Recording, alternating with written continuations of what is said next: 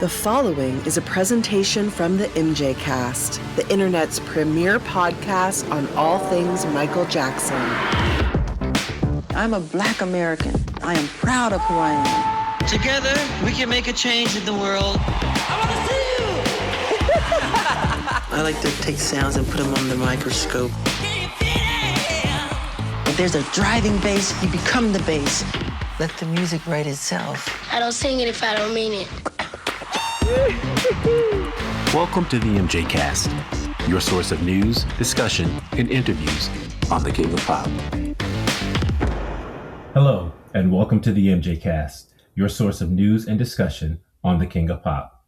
I'm your host, Shawn Shackelford. And this is the moment we've all been waiting for in the MJ fan community, the release of the much anticipated biopic, Michael. And I'm joined by our team here at the MJCast. I'll introduce everyone in just a moment, but first, we've got to set the stage. Michael hit the theaters this week, marking a major moment for MJ fans after years of anticipation and a surge of excitement that really built in the weeks leading up to its release. As we are recording this, the film has been in official release for less than 48 hours. And it's already blowing past even the most optimistic projections. It's taken in around $100 million globally in a single day, putting it on track to claim the biggest opening weekend ever for a biopic. The film, distributed by Lionsgate, produced by Graham King, and directed by Antoine Fuqua, opened across more than 80 countries worldwide. Even though the film has faced a wave of negative reviews and press coverage, audiences are still showing up in large numbers. Critics haven't exactly embraced the film, but one thing that keeps coming up is Jaafar Jackson's performance as Michael Jackson. And that's where we're going today, breaking down his performance along with everything else the film gets right and where it may fall short. So there's a lot to get into, and I know everyone here has thoughts. So let's not waste time. So we have our usual cast of characters from around the globe, plus one new addition to the MJCast team. So let me start with Elise Capron on the West Coast.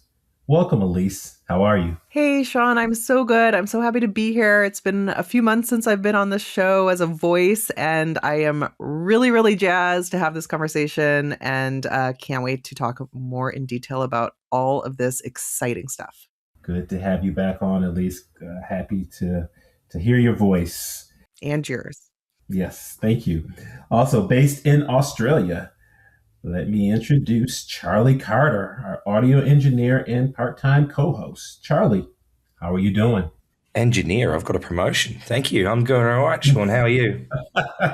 I'm doing great, man. I'm excited. Good. Can't wait to hear your thoughts on this. Oh, I got a lot of them.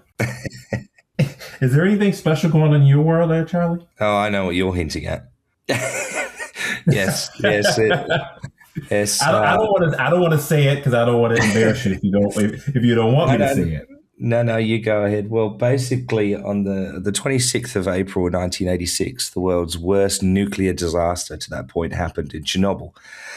The following day, I arrived in northwest Germany. So some people say that explains a few things. I say get stuffed. So yes, big 4-0 on Monday. Good deal. Should we all sing happy birthday? Well, that's up to you. Yeah, happy birthday, Carter. And also thank you for Carter is signing in very early his time as well. So thank you for that. Thank you all. Yes, big happy birthday wishes are in order for you. So everyone who's listening, send Charlie some good vibes and love and happy birthday wishes via social media. Thank you very much. I very much appreciate it. All right. And then from the UK, we have the incomparable Charles Thomson. Charles, how are you doing? I'm all right, thank you. How are you doing? Doing well. Everything going good in your world? Thus far, yep. Touch wood. Everything seems to be all right. That might be MDF, actually. But anyway, yes. Fingers crossed. All right, good deal. And I know you have a lot of thoughts on this, so I'm excited to hear your opinion. Yes. And finally, I'm excited to formally introduce our newest podcast team member, Simon Wilkie, who has been working with us for the last 6 months and doing amazing work on the audio editing front. Simon is joining us from the UK, and we are delighted to have you join us on our team, Simon. So welcome. How are you doing? And tell us a little bit about yourself. Hey, Shawn. Hey, team. And it's lovely and wonderful to call you a team. Long-time listener of the show for many, many years, contributor to many Q&A episodes, and always asking and telling Jamin to one side, if you ever needed anybody to help, I'd be more than willing because I'd love to give back. And here I am. So thank you for that welcome, Shawn. You've been tremendous on the show so far, and it's been tremendous to help out, even if it's been in the background. And it feels wonderful and like being home to finally be on an episode. Bit of quick background for me. I've been an MJ fan since I was 7 years old in 92. Those that are mathematicians can do the work and do the sums on that one. It's amazing to finally be here, and I've spent many years with many of the cast of this show in my ears, going backwards and forwards in longer car journeys or trips abroad, and it's time to give back. And so any opportunity, I'll be here to help, and very, very humbled and joyous to be part of the team and to finally be on. Well, let me be the first to thank you for your help in lifting the load on me with regards to the audio editing and for the great work that you've done so far. Look forward to more. And Simon, I think you're being too humble. You also should mention you have your own podcast, which is great. And you have gotten some guests, which I'd love for you to talk a minute about, but you've gotten some enviable guests we would love to get on our show. I don't know if you want to say just a quick line or two about that. Oh, the MJCast was definitely a pivotal and an inspirational piece for me. I had a list of like-minded friends and fans talking to those that created the thing they love. You know, we can't talk to Michael, but we can talk to those who we worked with in the studio. And I've been a big fan of the band The Cause from Ireland for many, many years. And I've been to many concerts with people all over the world, following whole tours, etc., and enjoying the music. And there wasn't anything really to bring the community and fandom together. So I decided to basically copy Jamin and Q's blueprint and launched Causecast. So yeah, it's basically just a copy, but it really lends to me already knowing your format and how to edit how Jamin wishes. And so that's good. But yeah, it's led me to not only approach people that have worked with Michael in the studio in the past, but just giving me a better understanding of the music industry in the mid-90s specifically, and what it really took to hone the skills of everybody, the whole the family of people that are required to create a breakthrough hit, whether that be an audio engineer or a cinematographer or an editor or a master or mixing. It's been quite a wild journey. But if you want to see some of the host of the names that I've been able to interview that cross over, you can have a look at that, obviously, on the website, causecast.com. But I'm sure we'll go into that further down the line at some point. Yeah, and I just want to reiterate as well that it's been great to have you on the team, Simon, and we're excited to now officially get your voice on the show on this episode. So really happy to have you here. Really happy to be here. Thank you so much. Yeah, good deal, good deal. And again, welcome, Simon. We're excited for you to be on the team. So with that being said, I know this film is going to spark a lot of discussion because there's so much to cover. So I want to jump right into it. So I want to go around and get your overall impression of the film, your gut reaction, and then we can have an organic discussion from there. Because I know there's just so much to discuss. I know I've talked to people, friends who have seen it now 3 times, and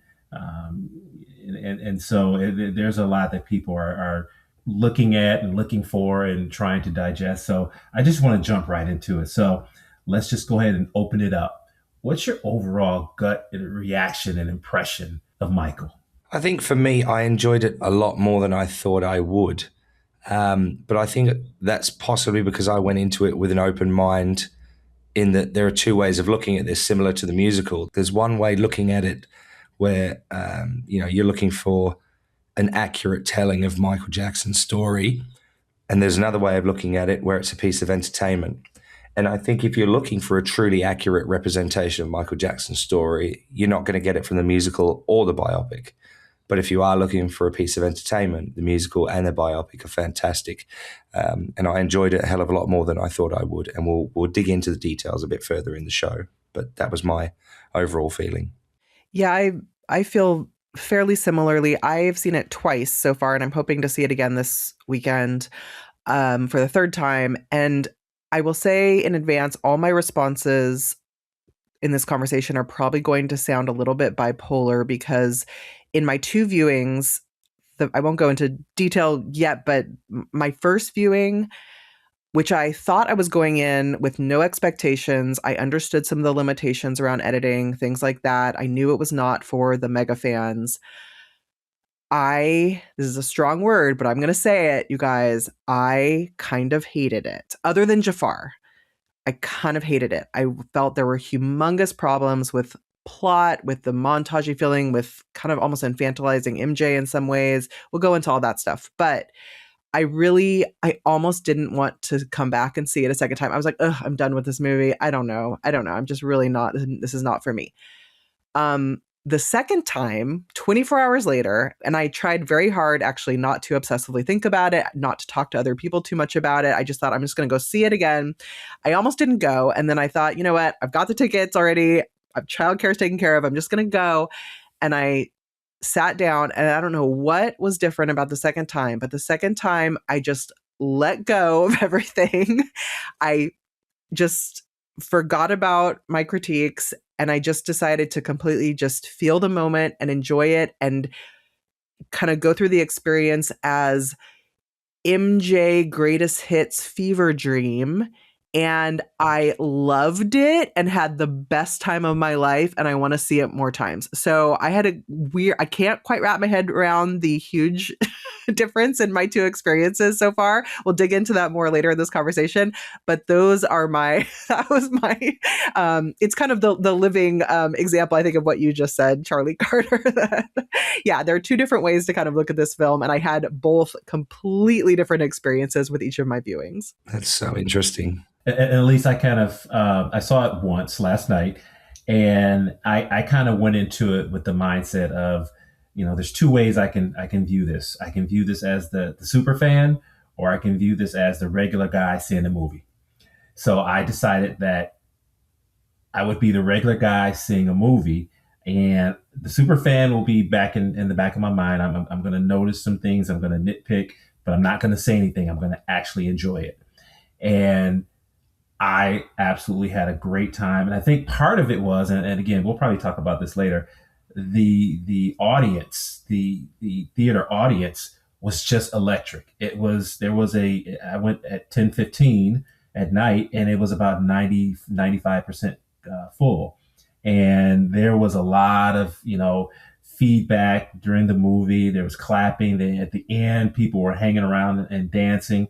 And so it was, you had a good time, whether or not you liked the film or not. And so there was only one point where I leaned over to my wife and said, that was wrong. But after that, I didn't say anything else. All the inconsistencies and inaccuracies, I kept it to myself and just enjoyed it.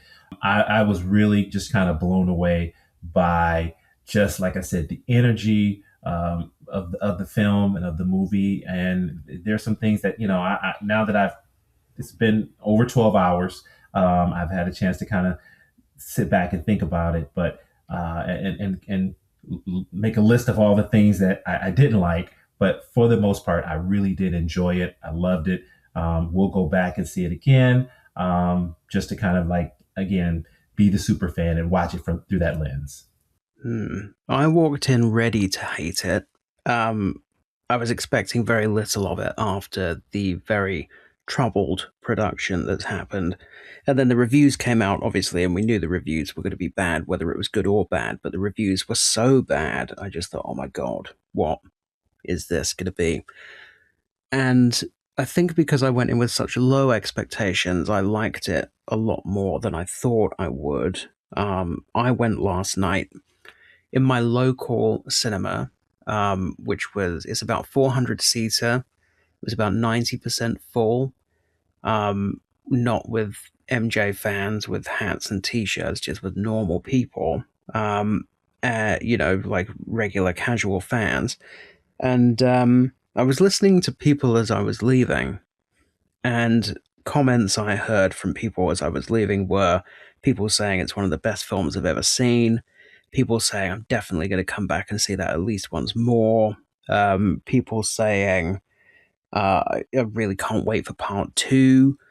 I didn't hear anyone saying anything negative. Now, I certainly have issues with it, and primarily omissions. I really don't care about all this sort of very minor timeline issues and all that kind of stuff, but I felt like this was the estate's one big chance to humanize Michael in a very effective way, and they've kind of dropped the ball. There's just, it is, as somebody used the word montage about 5 minutes ago, that's exactly how the film feels at times, just like a kind of bizarre montage which has almost no plot at times. I mean, the whole Thriller era section is just like, what the hell? Just sort of waft around like a bit of pollen in the breeze. Motown 25 is happening, and now we're on the video set for Thriller, and there's no context or explanation to any of this at all.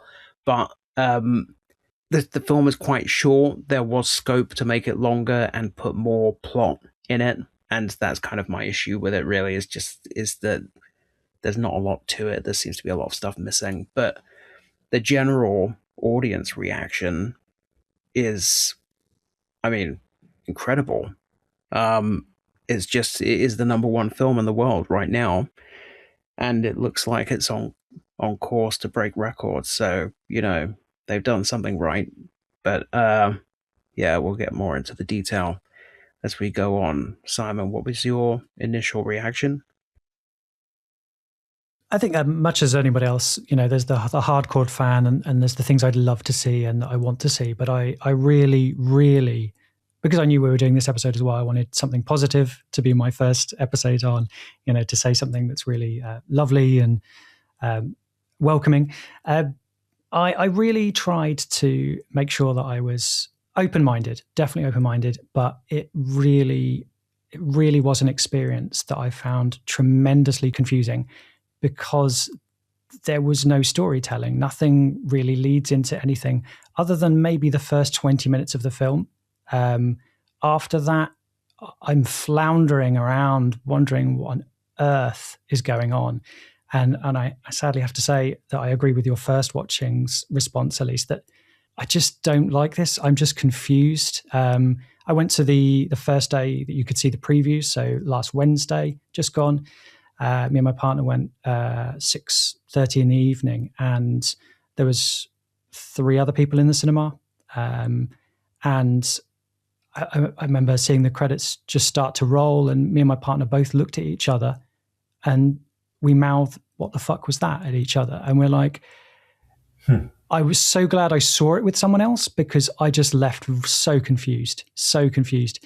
Yeah, we'll get into details of why that confusion may be there. But I wanted to be in that place that you were with your second viewing, Elise, where I could just, tap out a bit and just enjoy some music, and this is fun. I saw the musical twice in London and loved the storytelling. At least was a little more complete, even if the ending on the musical is quite sudden. This is just a bizarre mess of editing, sadly. And that's my view. That really resonates with my first viewing. Absolutely. I had a friend who immediately texted me. He knew I was seeing it and said, "Did you see it? Did you see it?" And I had to call him as I was leaving the theater, and I was not in a good mood. And I said, "There is no story here. I can't believe how can there be no story? It feels like they filmed all these really wonderful, lovely, nostalgic throwback scenes that just feel like they have been pasted together with no rhyme or reason and no narrative through line. And my friend said, but there's the Jackson family story. And I said, well, yeah, sure. There's the generic family story. We all know that it's just not adding anything new to whatever, but there's no dramatic through line really. But I will say though, somehow I really did feel, so if you felt that way and you've only seen it once, like the second time, I felt an emotional journey in my heart that somehow I latched onto that I didn't the first time. And that was also kind of a confusing experience into itself. That's really weird. Encouraging. Very, very mixed feelings about seeing it again at the moment. Maybe this conversation will help. One of the things I went to the cinema with thinking was, well, if the worst comes to the worst, I can just close my eyes and just listen to the music that I love and I know every beat for so long. And it was the worst I've ever heard the music sound in my life, which is bizarre. You know, the trailers before the show were fine. Some of the interlude music before the actual film played was fine. And the sound system I was remarking on with my partner sounded brilliant. And then every time a song came on this film, it sounded like a weird mess of audio edit as well as video edit. We'll get more into that into the detail, but that was my get out clause. If it was a bad film, was to at least enjoy the music, and I didn't. So for me, the and again, I don't want to do this, but I feel like I just can't escape it. You know, they say that comparison is the thief of joy, but I just kept coming back to An American Dream, and the narrative in American Dream was very clear. It was very thorough. Now, of course, we had a 4-hour miniseries, so they had a little bit more time. But again, just the Gary years, the Motown years. Now, then that big jump from Michael in puberty to him singing Human Nature in the studio. But again, we got a chance to really kind of flesh out characters. We got more of Joe Jackson. We got more of Catherine Jackson. We got more of Jermaine. We got more of everything. It's just that storyline was very cohesive now that we have Michael. And then you look at Michael, it's just way too choppy. I agree with everyone. It's way too choppy. I'm not even going to start to get into the little nitpicking that I have with Michael and Gary with an afro, or Never Can Say Goodbye, being performed in 1968. And then they have the nerve to put a little disclaimer in the credits that, clarified that Never Can Say Goodbye was written in 1970 by Clifton Davis and performed that year. So then if you had the time to do that, why not they performed Big Boy, right? They just could have substituted that song in and then saved Never Can Say Goodbye for another segment or another scene. So I can go on for days because those type of things, they irk me. And so I kind of put those to the side. But again, it did not feel like they had a story in mind. And for me, for Biopic, the bar for me is Ray and Jamie Foxx's portrayal, and the story. And in that story, they did a phenomenal job of telling us who Ray was, telling us, why he became who he came. They allowed us to see his genius, and they allowed us to see, his demons and the trauma that caused it. And so we didn't necessarily get a chance to see that here. And so, and I know we'll talk about Jaafar's performance later, whereas I think Jaafar's performance as Michael is equivalent to Jamie Foxx's performance as Ray, the story really just left me disappointed and left a lot to be desired. See, there's a lot of interesting points that you guys have brought up there. Sorry, excuse my voice in this episode, ladies and gentlemen. I'm battling a bit of sickness. Elise said that she felt differently about it on the two separate times that she went to see it.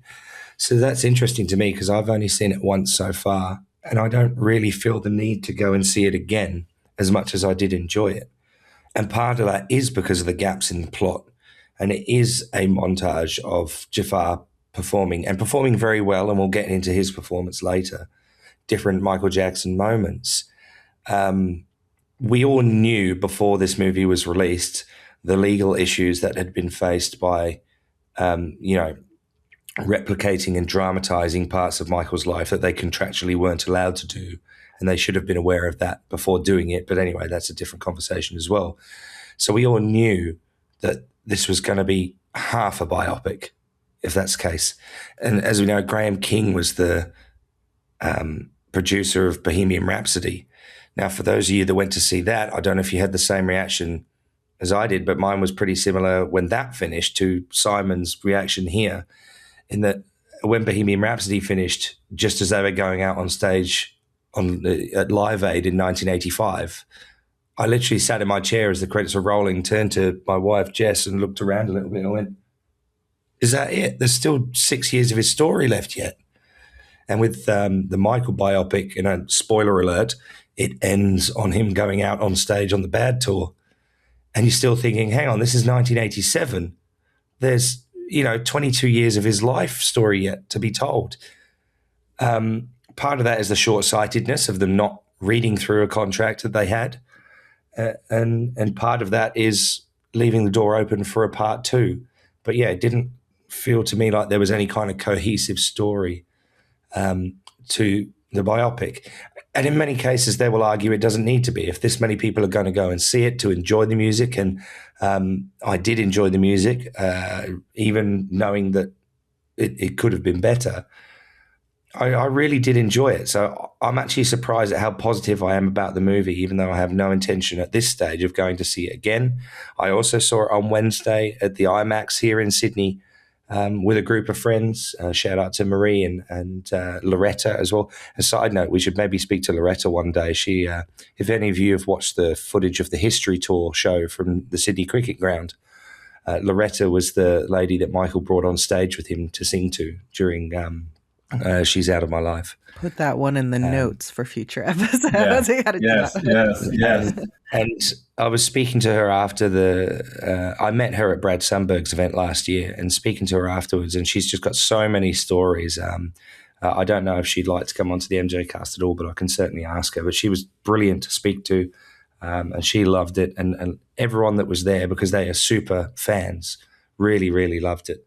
And like I say, I enjoyed it more than I thought, but I do have some nitpicky and negative thoughts, which we will dig into as the episode goes on.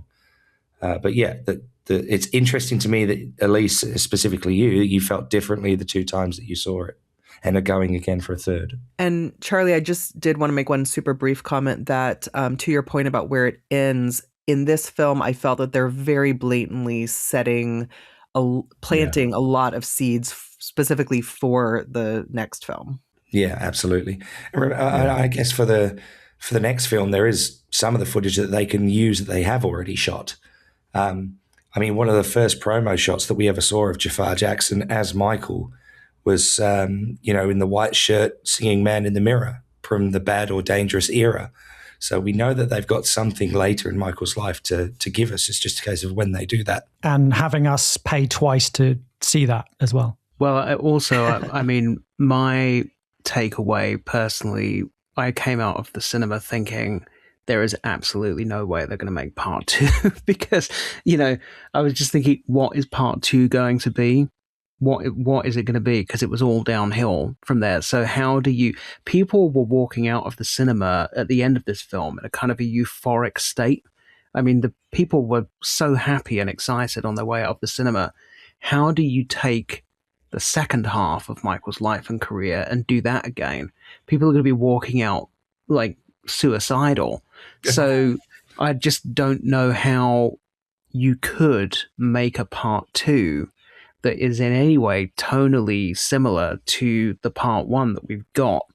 I mean, it makes a kind of a nebulous statement at the end of the film. It says something like his story continues, but it doesn't say wait for part two. It doesn't say part two is coming.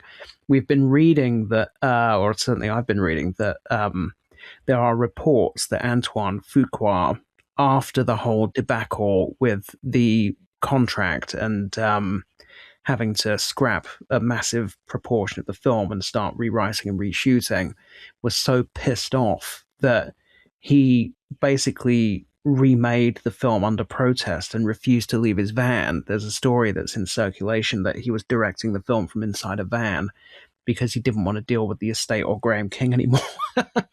and they called him Vantuan Fuqua. Yeah, exactly. Yeah, everybody started calling him Vantuan instead of Antoine.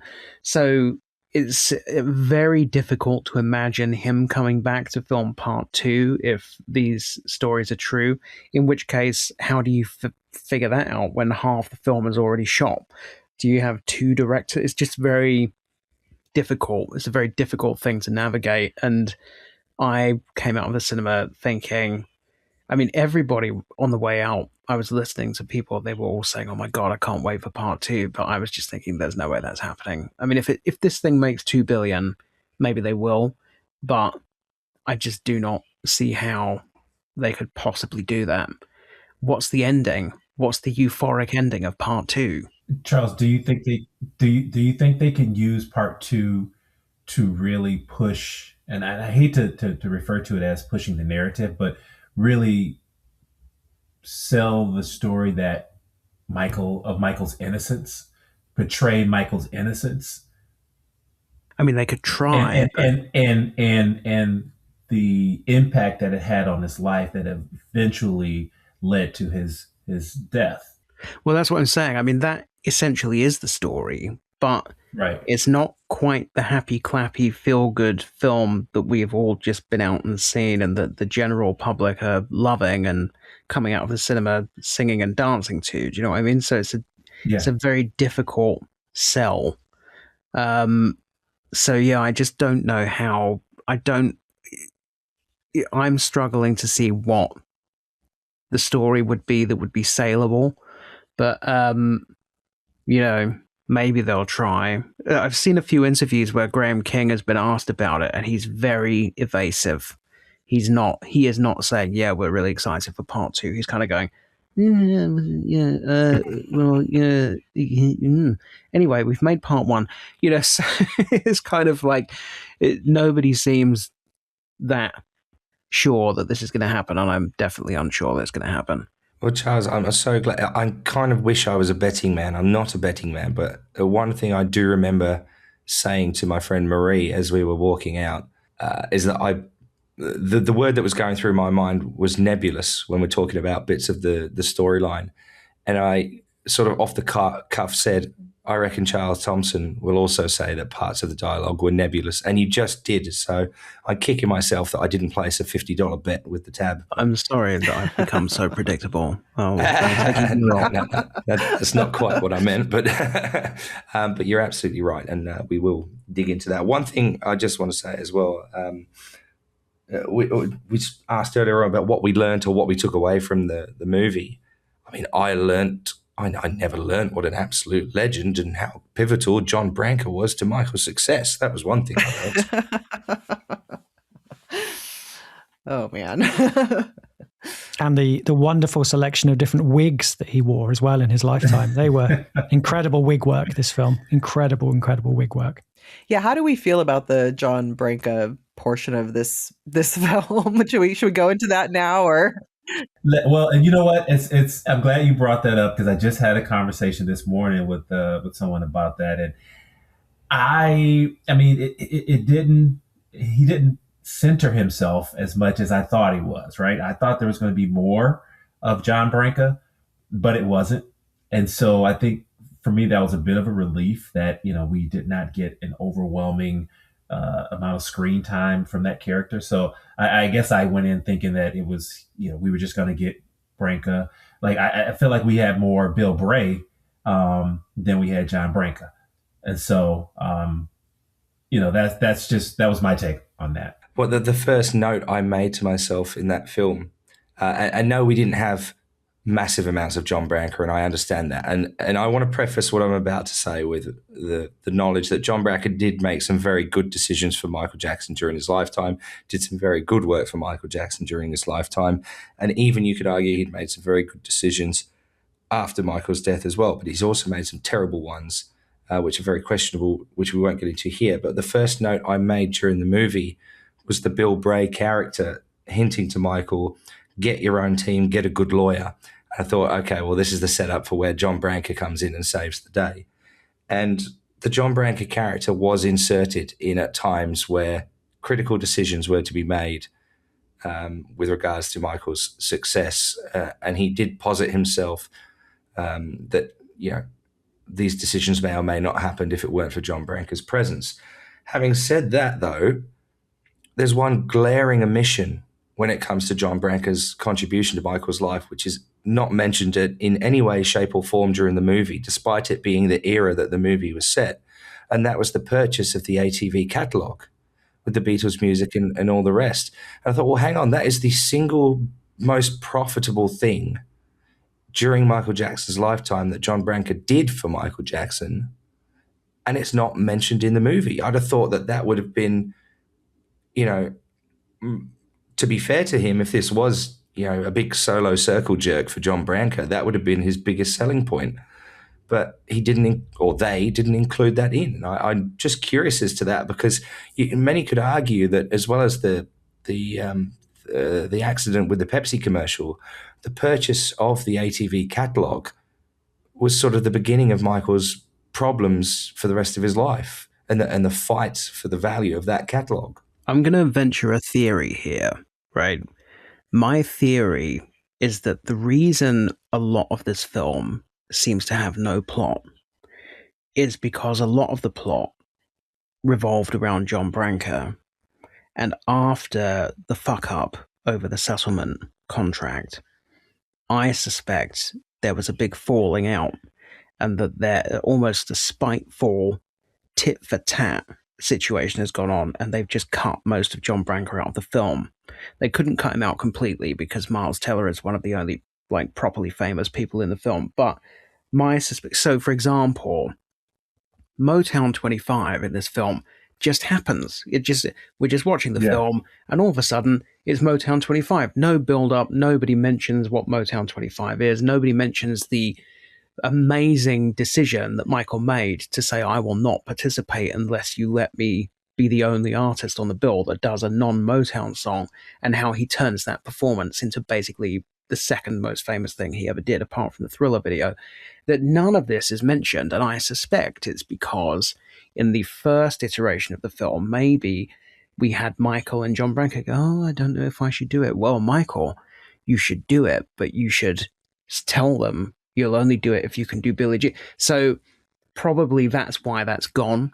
And similarly with the Thriller video, because again, no context. We just suddenly we're at the Thriller video, that and then we're not, and then that was that. And you're just going, what the fuck? This is a world-changing thing. This is arguably the most important thing Michael ever did in his career. Certainly the most influential thing he did in his career in terms of the music industry. And it just sort of flies past with no context at all. And it's such an important story because the record label refused. They said, you're insane. We're not paying for this. You're an idiot. If you think this is going to be helpful, if you think this is going to make money, you're crackers. The album's already been out for 2 years. So Michael said, well, if you don't believe in it, I believe in it. And he did it himself. He did it without the record company's support. And it turned into the most important thing he ever did in his career. And in this film, we get none of that. None of it at all. And you're just going, why? This is not a logical decision. This is a decision which does not make any sense at all. From a writing perspective, from an editing perspective, this is insane. It's demented. So there must be a reason that that's all missing. And I suspect it's because maybe this was a Branca-heavy portion of the film, and they have fallen out with John Branca. Maybe that's the theory that I'm advancing. I think those are brilliant points, Charlie. Truly, that makes so much sense. Yeah, that even from just my first viewing, at least in my mind, I can understand why I'm so confused. I could be like, oh, okay, if I paint the brush of it's bits of John Branca's amazing story that have been taken out, that would make a great deal of sense. So yeah, great thoughts on that. So let's talk a little bit about Jaafar. What do you think of his performance as Michael? Well, performance versus writing. So I think he does a great job of embodying Michael physically, and vocally. The makeup is a bit. I mean, it's the hair and makeup on this film, I think, is brilliant. Apart from the consistency of Michael, which is just all over the place. Jaafar looks completely different from scene to scene to scene. You go to Motown 25, and in the close-ups, he looks absolutely nothing like Michael at all. And then you go to Victory Tour or The Burn or something, and all of a sudden he does again. It's wildly inconsistent. But he personally does a great job. However, I do think the character is not particularly well fleshed out. It's a very simplistic and almost martyr-like portrayal of Michael, which is... well, look, this is what I kept thinking of when I came out of the cinema last night, right? There's an episode of The Simpsons, basically, where everybody thinks that there's this alien that's coming to Springfield once a week, and it turns out it's actually the local power plant operator, Mr. Burns, who has a natural green glow because of all the years he spent in the nuclear power plant, and he gets dosed up once a week with happy medication. And then he wanders through the town glowing and going, I bring you love. I bring you peace. And that is kind of the impression that I was left with of the portrayal of Michael in this film. He comes across almost like a simpleton, like a village simpleton, who is just like, I need to shine my light. I believe in peace and love. And it's like, this is so 2D. It's almost cartoonish. It's kind of pathetic, really, the way it's been written. I thought that the whole Peter Pan thing is really poorly executed. And this is what I was talking about when I said earlier that my problems are really about omissions. So you have this very strange storyline that keeps recurring through the film of Michael just being obsessed with this Peter Pan book in a way, and it comes across almost like he's in love with Peter Pan or he has a crush on him or something, whereas, you know, clearly the intent was to suggest that he wants to be Peter Pan, which is what he said himself. But there's no context for it. So we get one scene where Michael says to Catherine, I can't make friends my age because all they want to do is take pictures of me. But beyond that, we don't really get much of an insight into the way that adulthood was foisted onto Michael as a kid, which is something you could have done really easily. You could have, you could have, you know, dramatized the moment that he recalls in various interviews about recording at the Motown studio and looking out of the window, and all the other kids are playing in the park across the road while he has to work. You could have shown him having contracts foisted in front of him as a kid or whatever, but there is a lack of depth to the character, which I think is almost entirely due to a lack of contextualization of what's happening in the film. And so I think Jaafar does good work with what he's been given. However, the way the character comes across in the film is almost caricaturish and kind of, you know, it's sort of uncomfortable the way that they're sort of beating you around the head with the idea that he was just this saintly martyr character who just wandered around hospital wings and loved his pets, and, you know, it's 2D. It's just a very cartoonish portrayal, and I don't know how much of this is a writing issue and how much of this is an editing issue, because again, it's so kind of, you know, potato print that you can't imagine that a professional writer would have written it in this way. So I saw an interview with Screen Rant, I think it was, where Antoine Fuqua said that they were editing the film up until a few days before it premiered.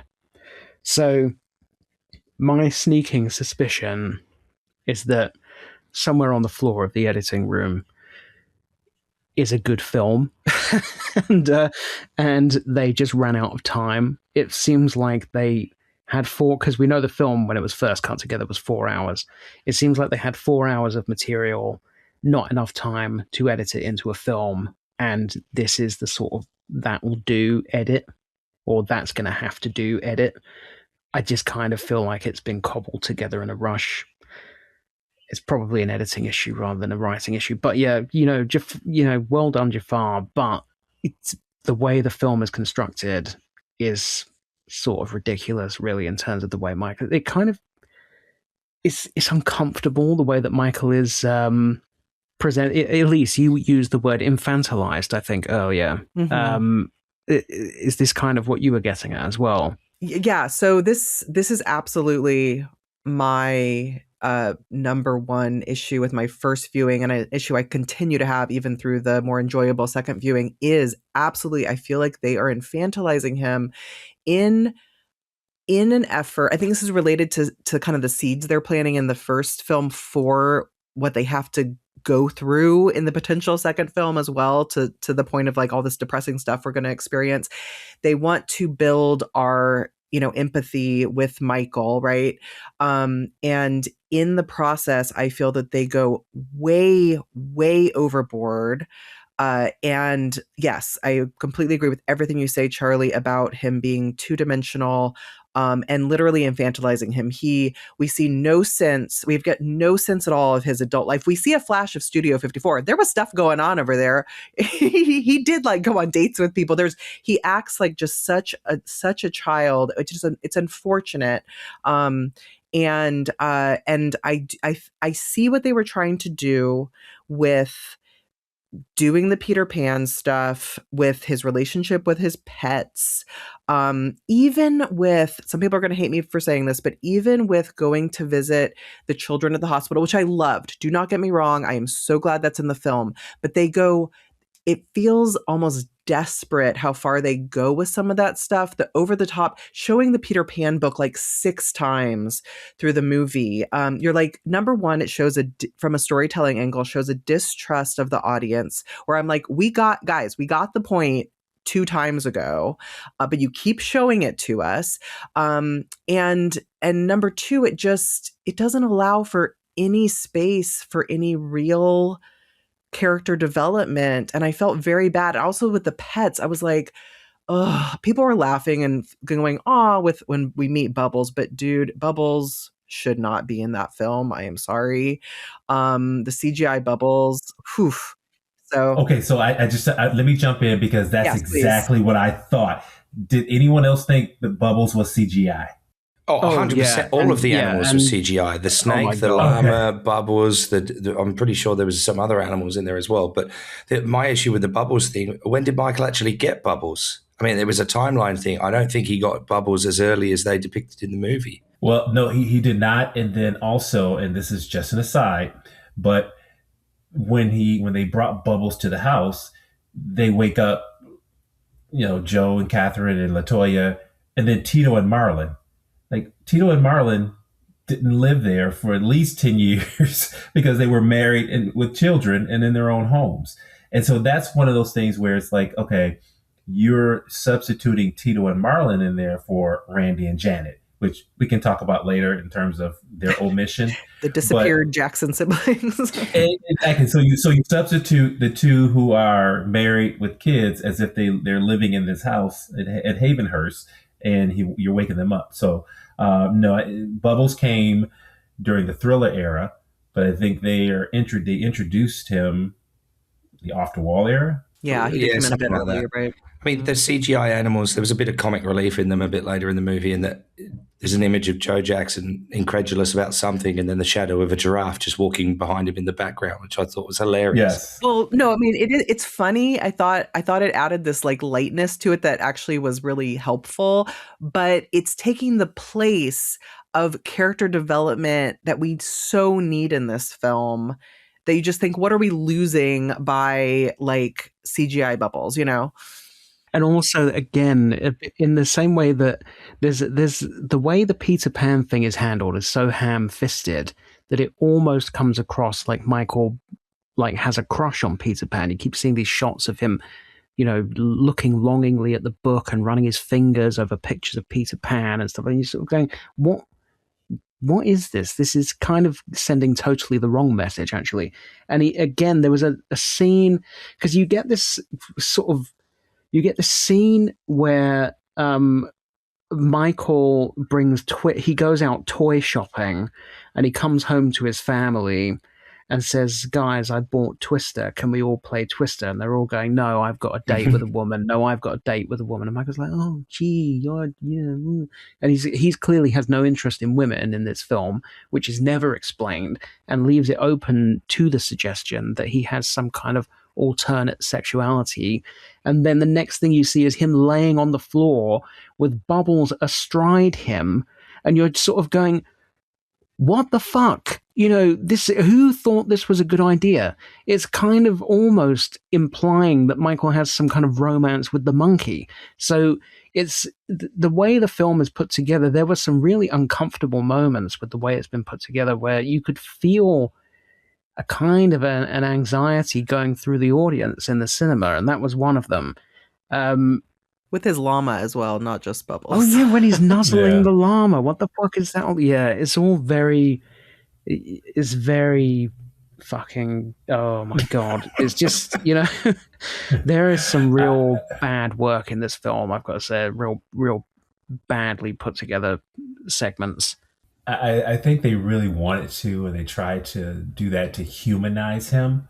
But I think they went just a bit overboard with it. But the other thing that I saw a glimpse of was the fact that, and we'll talk about Coleman Domingo's portrayal of Joe later, but I think we got a chance to see that Michael is truly Joseph's son, right? There was a level of toughness. There's a level of ruthlessness in Michael that we all know in terms of business-wise during that whole Branca scene, right? We saw a shift from all of the infantilizing, all the Peter Pan in that one scene where Michael clears the room and now he is taking control himself. And so I felt like I needed to see more of that, because that's who Michael really was. Michael, for as much as he had he was filled with so much anxiety around Joseph, he was his son, right? And he learned some of the tricks of the trade from Joseph that benefited him as he was taking control of his life. With regard to my thoughts on Jaafar, I'd seen from the stills and the trailer what the visual side was going to look like and how he was going to move it in part. And I was like, well, I'm not going to be able to suspend belief enough. But as I said before, if I close my eyes and maybe listen to the music, I can get there enough to enjoy this performance.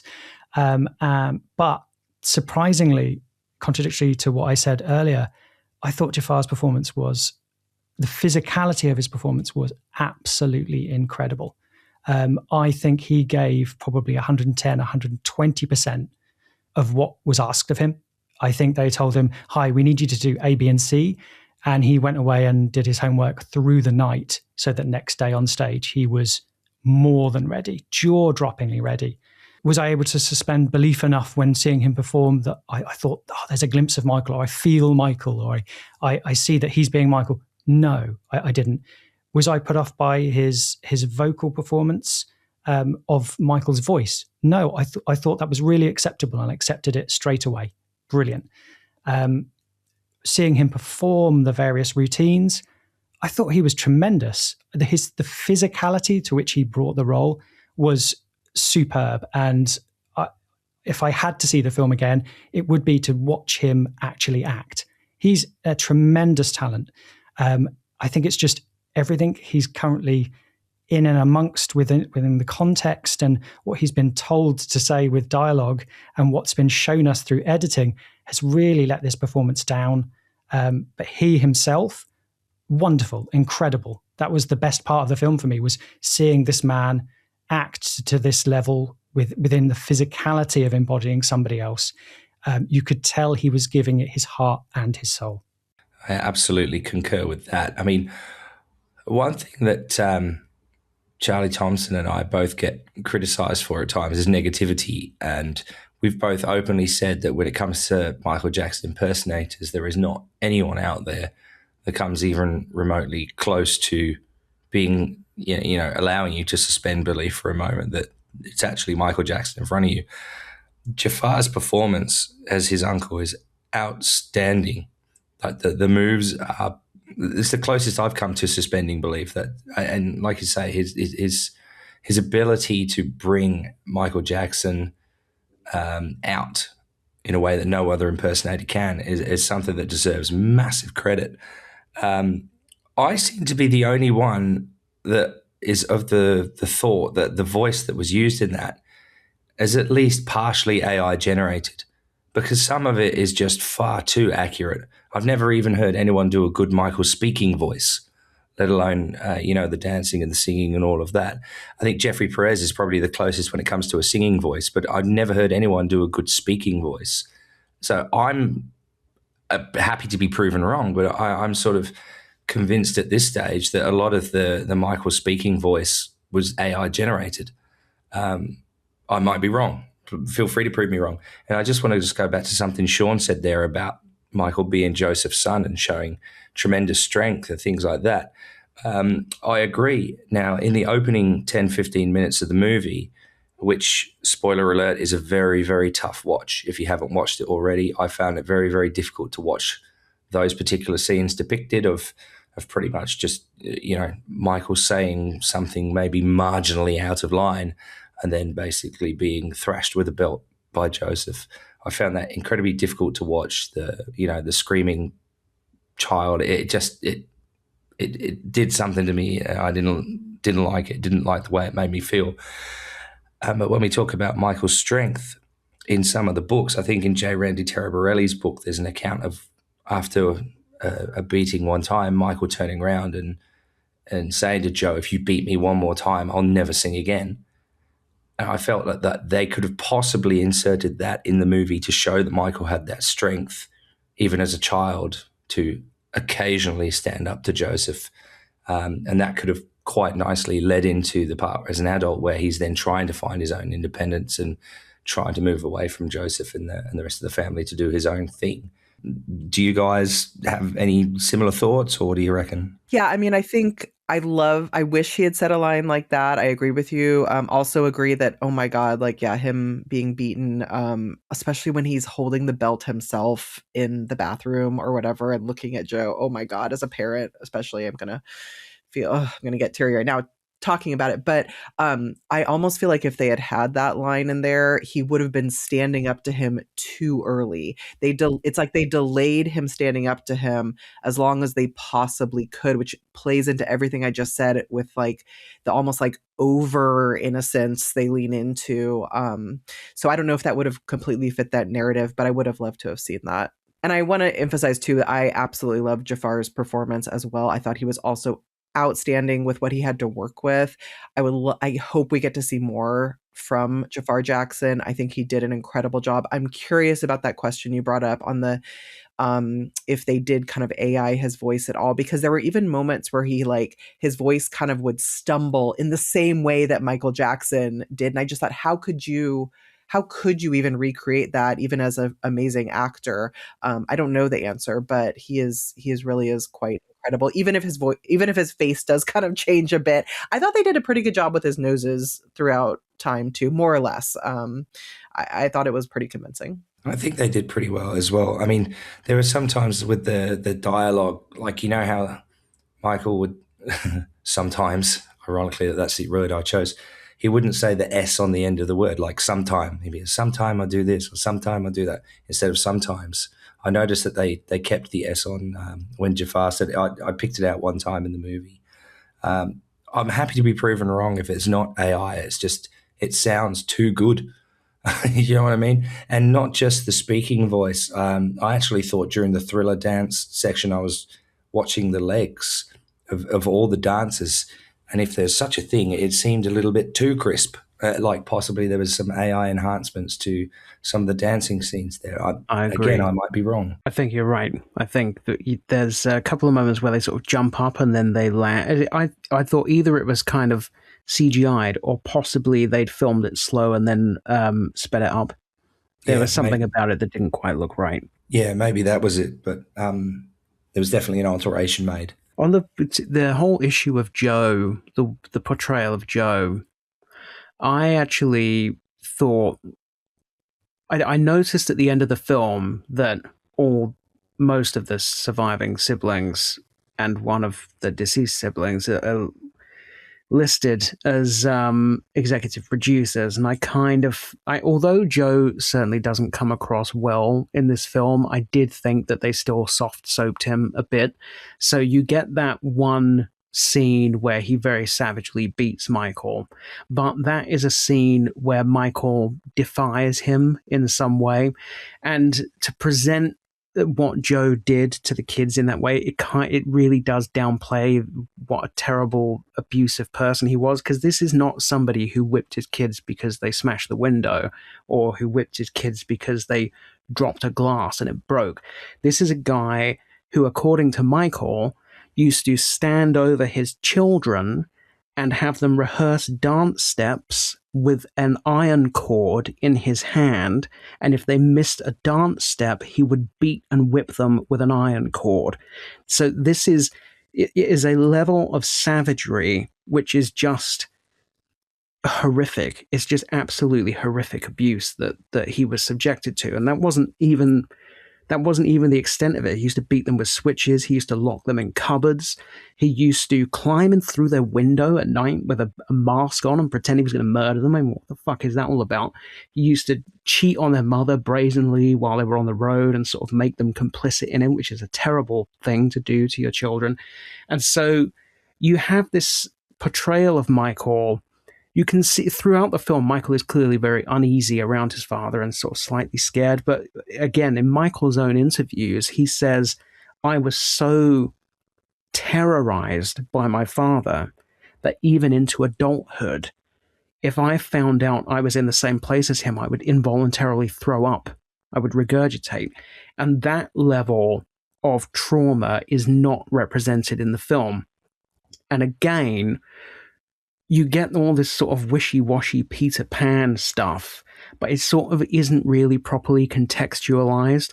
So Michael just kind of comes across as a weirdo because the extent of the trauma to which he was subjected is not really properly depicted.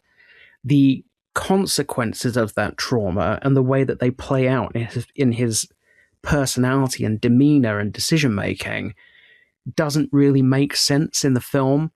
And it's just a real narrative failure, I think. It's interesting because, Shawn, you mentioned earlier, you brought up Ray, and to me, Ray is like the definitive biopic. It's just a perfect film. And the people that made Ray were actually the people that were originally in negotiations to make the Michael film. But reportedly, Graham King got in touch with the estate and said, those guys will make you a couple of $100 million, but I'll make you $1 billion. so they went with Graham King instead. And I really wish they'd gone with the Ray people, because I'm sure we would have got a much better film. I think that was Taylor Hackford that did Ray. Yes. Yeah. And as far as Joe, and I've spoken about this before, and I don't make excuses for Joe. But I felt like in this movie, he was pretty one-dimensional, and I think that was very disappointing because I think they really just set out to make him the antagonist, and it was too over the top for me. And what I was hoping for, and I know we talked about this in the trailer episode, it was a little bit more nuance. And again, I come back to the American Dream. And Lawrence Hilton Jacobs. And if you take those two portrayals of Joe, you find that his character is a little bit more, there's more to it, right? You don't, again, you see the brutality. You see him actually in American Dream, having the affair on Catherine, and everything that we know about Joe, we got to see in American Dream, and in this one, he's just like someone said to me this morning. He's like Scar from The Lion King, right? That's how you view him in this movie, and so that's kind of disappointing. And it was interesting that it was so obvious that the scene in the movie where they fax him his termination letter, and when he got it, the theater audience started to applaud. And so, I mean, I get it from that standpoint. Like, okay, Michael has finally reached that, independent level where, he's firing Joe. But that did not sit well with me, because there was so much more to it. Right. And that just kind of symbolized the fact that they made him into just an evil character. And whereas they went overboard, like I think they went overboard on both characters, went overboard on Michael in terms of this Peter Pan narrative. And then they went overboard on Joe, like this, again, I'll use the Scar from The Lion King narrative. They went overboard on both, and where they could have a good story, a good narrative, could have met somewhere in the middle in terms of humanizing both of them. That was another moment of comic relief I found as well. And he gets the fax terminating him, and when he finally confronts Michael with it, the first thing he says, I was thinking about getting this framed. I thought that was a funny line. I felt yeah, I like that one as well. Yes. There is no evidence that actually was the way that happened. Is that right? The facts, I mean. I don't know. Is that true or not? If it didn't happen that way, it's just more evidence of a well done John Branca scene. But Shawn, it's funny. I liked it, but I thought it was by letter. I thought it was something by like either a letter or it was delivered. I just thought like fax machine in the early 80s. I guess I don't know. I didn't. If someone can tell me when fax machines became a thing, but yeah, I thought it was by letter. If that's what I thought. I would have thought that he would need to have it as physical paper for a legal reason anyway. Right. Maybe I'm wrong. Oddly enough, I really didn't. I walked into this film really thinking that I wouldn't see the beating as quite so obvious as we saw it. I thought it would be to one side, or some screaming, or we'd see a belt and then it would cut to the next screen. But to sit there and just watch somebody portraying a young Michael physically be beaten again and again and again with others watching in the scene I found so disturbing. And then every time Joe was then on screen again, I was definitely tense. I was like, whoa, am I going to be subjected to seeing that again? What's going to happen? It really put me, it was, like you said, Shawn, it was too dark too soon, and too much of a caricature of that darkness. But for me, it definitely warranted its certification of 12 here in the UK. And I definitely wouldn't have wanted my 10-year-old daughter to see it, however much she may like Michael. Yeah. But it's interesting that in American Dream, there were two scenes like that. One with Marlon and one with Tito. Right? And he didn't use the belt on Michael, but there were two scenes there where you had that. Again, with them giving the beating and the crying, and the kids are sitting around crying because they have to watch this. But then you contrast that with, there's a scene where Joe is walking through, I guess they're shopping with Catherine, and he's talking about dropping Marlon from the group. And, they had there's this real human moment there where, he's talking about wanting them to be their best, and Marlon's not living up to it. And Catherine's kind of standing up to him and saying no. And so you have those moments there in American Dream where he is brutal like that. You see that, but then you have sort of an explanation as to why he's that way. Again, I'm not making any excuses for it, but you begin to understand his motivation and the fact that that's how, and I think he did say that in American Dream, that's how I was raised. That's what worked for me, right? And so you begin to understand that. Here it's just he stands over him, he beats him, and that's it. And it's just all the one dimensional stuff, and it was just too much. And that's why you're right. When he came on screen, it's just like you knew there was a lot of tension there. You can feel it, and I guess that's why I could understand why when that scene happened, the audience broke out in a round of applause, because that's what they were going for. But then there was also the other scene where after Michael was burned, and he was in the hospital, and they were asking, and Joe went and asked him, like, when will he get back? When will he be able to perform again? And again, that scene makes it appear that all Joe cared about was getting him back on stage to make money. Now, that may be a part of it, but I think the point that people miss is that he knew his son. He knew that the best way for him to heal and to be who he is to get on that stage and to perform. And so I saw that. I immediately picked up on the fact that Joe knows his son, and he cares about his son, and he loves his son, and he has a different way of showing it. But I think that question, because of the way he was portrayed, comes across as, I only care about him getting back on stage to make money, not I know my son, and my son needs to do this. He wants to do this. And in the back of his mind, that's why he's fighting me so much, because he wants to do it on his own terms. And so that's kind of where the rub is for me with the character, because you're portraying him in that way, but there's another part that you're not allowing to come through. Well, he also says in that scene, the stage is where he lives, which I think is to your point as well. There's that kind of duality going on. Yeah, definitely. Exactly. And that the other side of it is it's not like they don't show others sometimes standing up to Joe in the movie. Like, for example, after the Motown 25 performance, and Joe comes in saying, oh, the Jacksons are back, and, it's great for the Jacksons, and blah, blah, blah.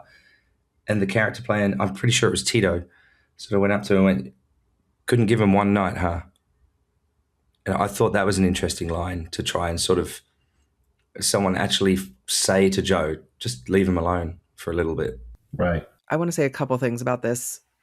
First of all, kind of to follow up with everything you're just saying right now, for me, the most powerful line of the entire movie is between Joe and Michael a little bit later, when Michael's kind of finally really standing up to him and looking him in the eyes. And then he says, going forward, do you want to be surrounded by yes men the rest of your life? Which of course is also foreshadowing, everything's to come. I found that deeply powerful. It also really, I think, encapsulates that duality of like how maybe awful Joe has been, and that he does need to break free. But in a way, there is protection. There is family there too. There are bad things to come, right? Without that family unit. But it's interesting to hear you guys, and Charlie Thomson, you made some really great points earlier too about the fact that we're not seeing so much of the actual truly horrible stuff Joe did. And yet then I'm also hearing Shawn and Charlie Carter, you saying that it was very, very upsetting to actually see the beating in the beginning. So I'm just trying to kind of pose a maybe question here is, perhaps then they were trying to kind of find this middle ground by going ahead and showing the beating, throwing us off right at the beginning of the movie, so that we would feel that tension throughout without maybe it would have felt so over the top if we had continued to see just how truly horrible he was. Even like his affairs, I actually felt when we meet Susan DePass, I actually felt a weird like sexual energy in that scene when they're talking backstage. I don't know if you guys noticed that as well. So I don't know if they're trying to suggest some of those things through those moments, but didn't have the time, or just didn't want to completely go over the top in that particular aspect. I don't know. But Simon, why don't you chime in? Yeah, I think I felt that too. I think the audience was supposed to feel that. It's very hard to tell with some of these scenes without dialogue, which is mad. He's in theory looking at her, but we're, as the audience, also watching the performance to one side. Is this a business opportunity that he's savvy to for the family, and this is their next step, or does he does he have a sexual interest, and that's why he's so, I don't know, enamored or awakened to this apparent opportunity? Is it a opportunity for himself, or is it a bigger opportunity for the family? And then it's kind of dropped. We don't see anything else. And then, oh, it's an opportunity for the family that ultimately happens, as we know. And we're shown. But it just wasn't clear enough. It just wasn't clear enough. It feels like one of many dead ends. That was what I came away with. Vitiligo. They talk about Michael's vitiligo for about 7 seconds in this film. He's like in a doctor's surgery. The nurse says, "Oh, is it spread?" And he says, "Yes." And then it's just never mentioned again. You know, that is something that would have been so easy and actually helpful for this film to properly explore. And it's not like we have to have a whole film about vitiligo, but for it to just sort of pass by in 7 seconds, or whatever it was, maybe it was 12 seconds, let's be generous. But it's just like, just sort of skimmed over in such a cursory way. But then we get all this time of Michael giggling with a CGI monkey. Do you know what I mean? It just feels like bad decisions have been made in terms of what to include and what not to include. And there's so many kind of dead ends. You get the Berry Gordy relationship where you clearly see Michael sort of seeing in Berry Gordy a father figure that he doesn't have in Joe, where he puts his arms around him. And then you just never see Berry Gordy again. So it's like, oh, he's the new father figure, oh, he's gone. It just sort of sets things up and then doesn't complete them. And again, this may be an editing issue. It may be that there is more to that and it's still on the floor somewhere. But it just felt like one of many alleys that the film kind of started to walk up, and then we just cut to something else and it never went anywhere. I will just briefly say that was one thing I felt I noticed on the second viewing, is that a lot of these dropped things. I mean, Berry Gordy, I agree, he is hardly in the movie and it feels weird. But even stuff like the vitiligo, on the second viewing, I actually noticed, at least I think I noticed, like kind of subtle references, at least them like showing it more times than I realized they did on the first viewing. So stuff like that, I could kind of see them trying to work into the more subtle contextual storytelling a little bit more than I noticed the first time around, which gave me perhaps a bit of reassurance in them at least making an effort to weave things in. Yeah, I think I remember seeing maybe a glove pull down a little bit, or some kind of ruffle of some kind of fabric against skin that the shot lingered on for a bit. But there was, I don't think you could see Michael's face at that moment. I think we could only see the skin. So again, the audience was left to, again, summarize what that actually meant. But it could easily be missed. It could easily just be like, okay, well, this doesn't really, why are we being shown this? I don't know. I don't know any of this. So Elise, you brought up Berry Gordy. And again, I for me, Jaafar kind of really carried the day for this movie. The storyline notwithstanding, I think Jaafar was outstanding. But let's talk about some of the other characters. Nia Long as Catherine, Lorenz Tate as Berry Gordy, Kendrick Sampson as Quincy Jones, and we've already talked about Miles Teller as John Branca.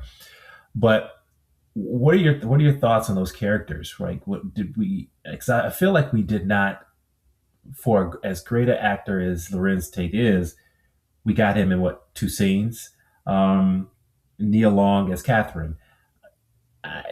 She didn't really feel like the Catherine that we've heard about in Michael's life. Again, the Catherine that we saw in American Dream.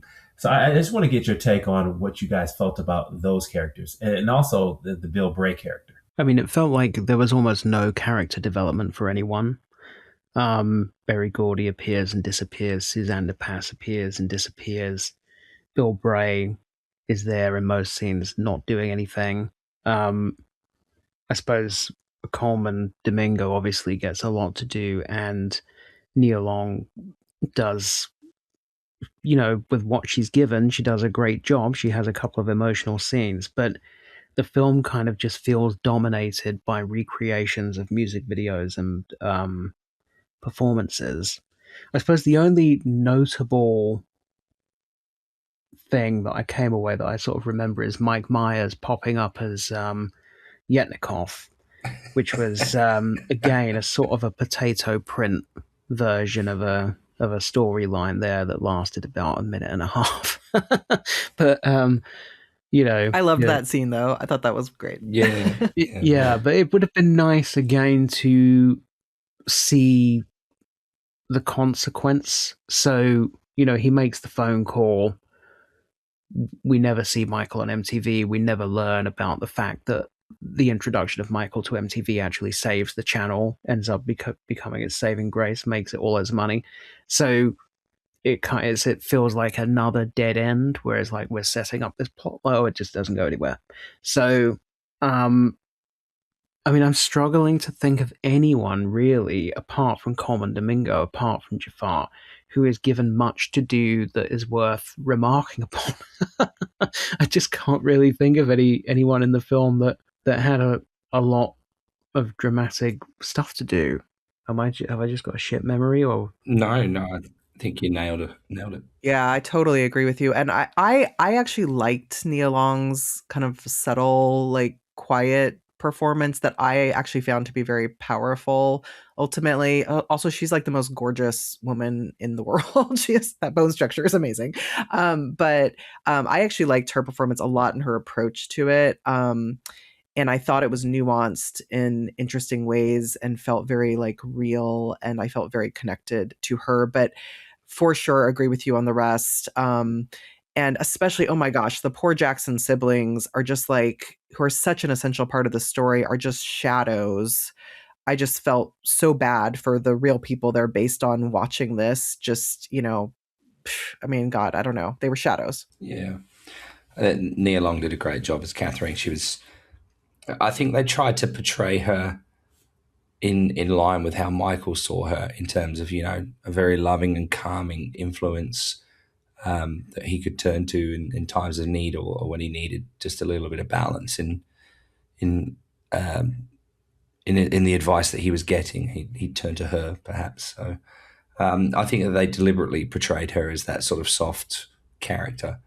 One scene in particular where she's standing up next to Joseph, and a little bit sort of tense there, thinking, right, well, how's he going to react to it? I hope he doesn't react with violence, because that would just be a devastating scene to see. As for Berry Gordy, I felt like the scene where they had him directing Michael in the studio, childhood Michael in the studio, it seemed like Berry Gordy was a little grumpy in those scenes.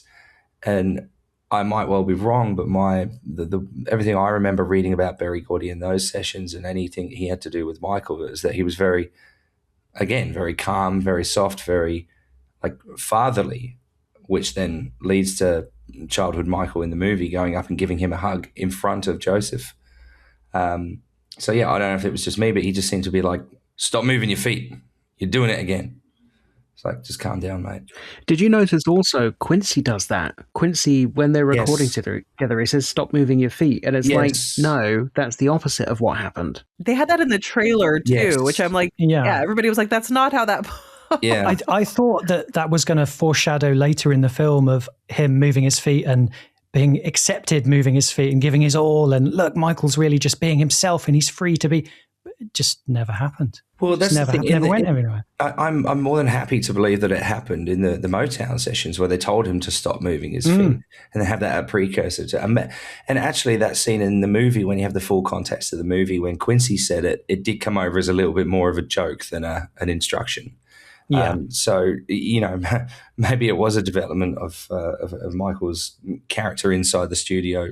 And it was done pretty well, because it didn't stand out to me in the movie as much as it did in the trailer. When you see the trailer and you're like, what the hell are you talking about? Everyone knows that Michael Jackson would dance and clap and spin and do all sorts of crap in the studio while he was recording. Why would you tell him not to move his feet? We all got a little bit animated about that, but in the full context of the movie, maybe it was more of a light-hearted throwaway line. So what are we to make of the Diana Ross character being cut? For legal reasons, according to the actress that played her, she put something out on Instagram saying my character was cut out for legal reasons. I mean, That might be just be that Diana Ross didn't give her permission. She just withdrew her permission in the same way that, you know, Paris and Janet and others just said, hey, don't want to be in it. Maybe it was just as simple as that. So Janet, Randy, Reby were not included. What are we to make of that omission? Did it stand out to you as much as it did for me in terms of Janet and Randy? 100%.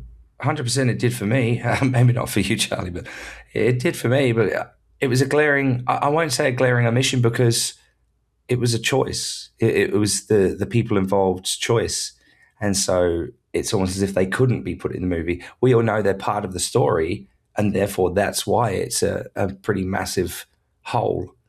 But I don't think it's due to an oversight from the people making the movie. What would they be doing in the film? Okay, you know, I mean, the siblings that are in the film are not really doing anything. So, I mean, Janet in the Jackson 5 days was a toddler. By the time this film effectively ends in 1984, she's still not really gone anywhere. I mean, what do we want to see her doing in the background of what scene? Do you know what I mean? I didn't feel her absence. I didn't feel there was anything massively important that having her in it could have contributed, particularly.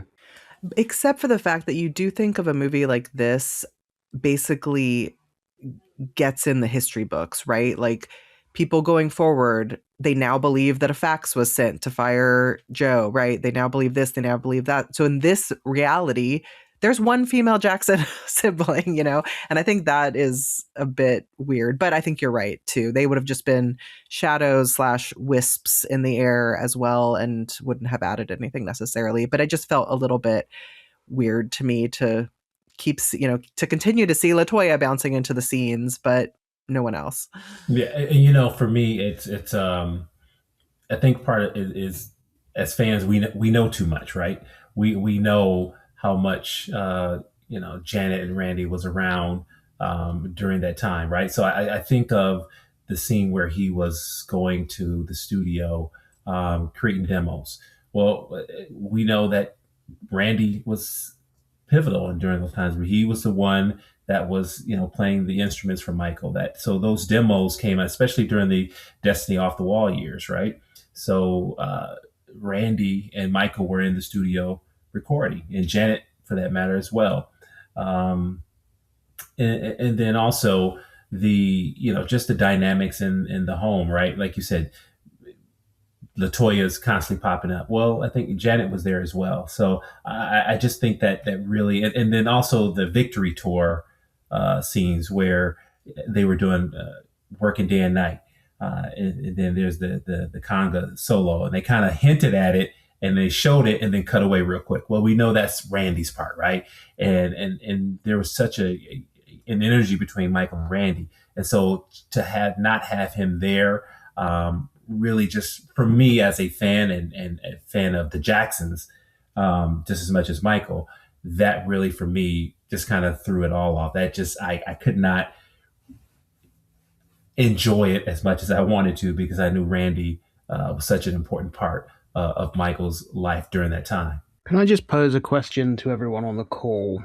I was on the phone to Jamin, I think yesterday, and we had a discussion about how the film seems to be almost afraid to address the issue of race and racism, which is such an incredibly important part of Michael's story in terms of the way he was treated by the media. Well, for Off the Wall, I mean, nobody mentions in this film that Off the Wall becomes the biggest selling Black album of all time.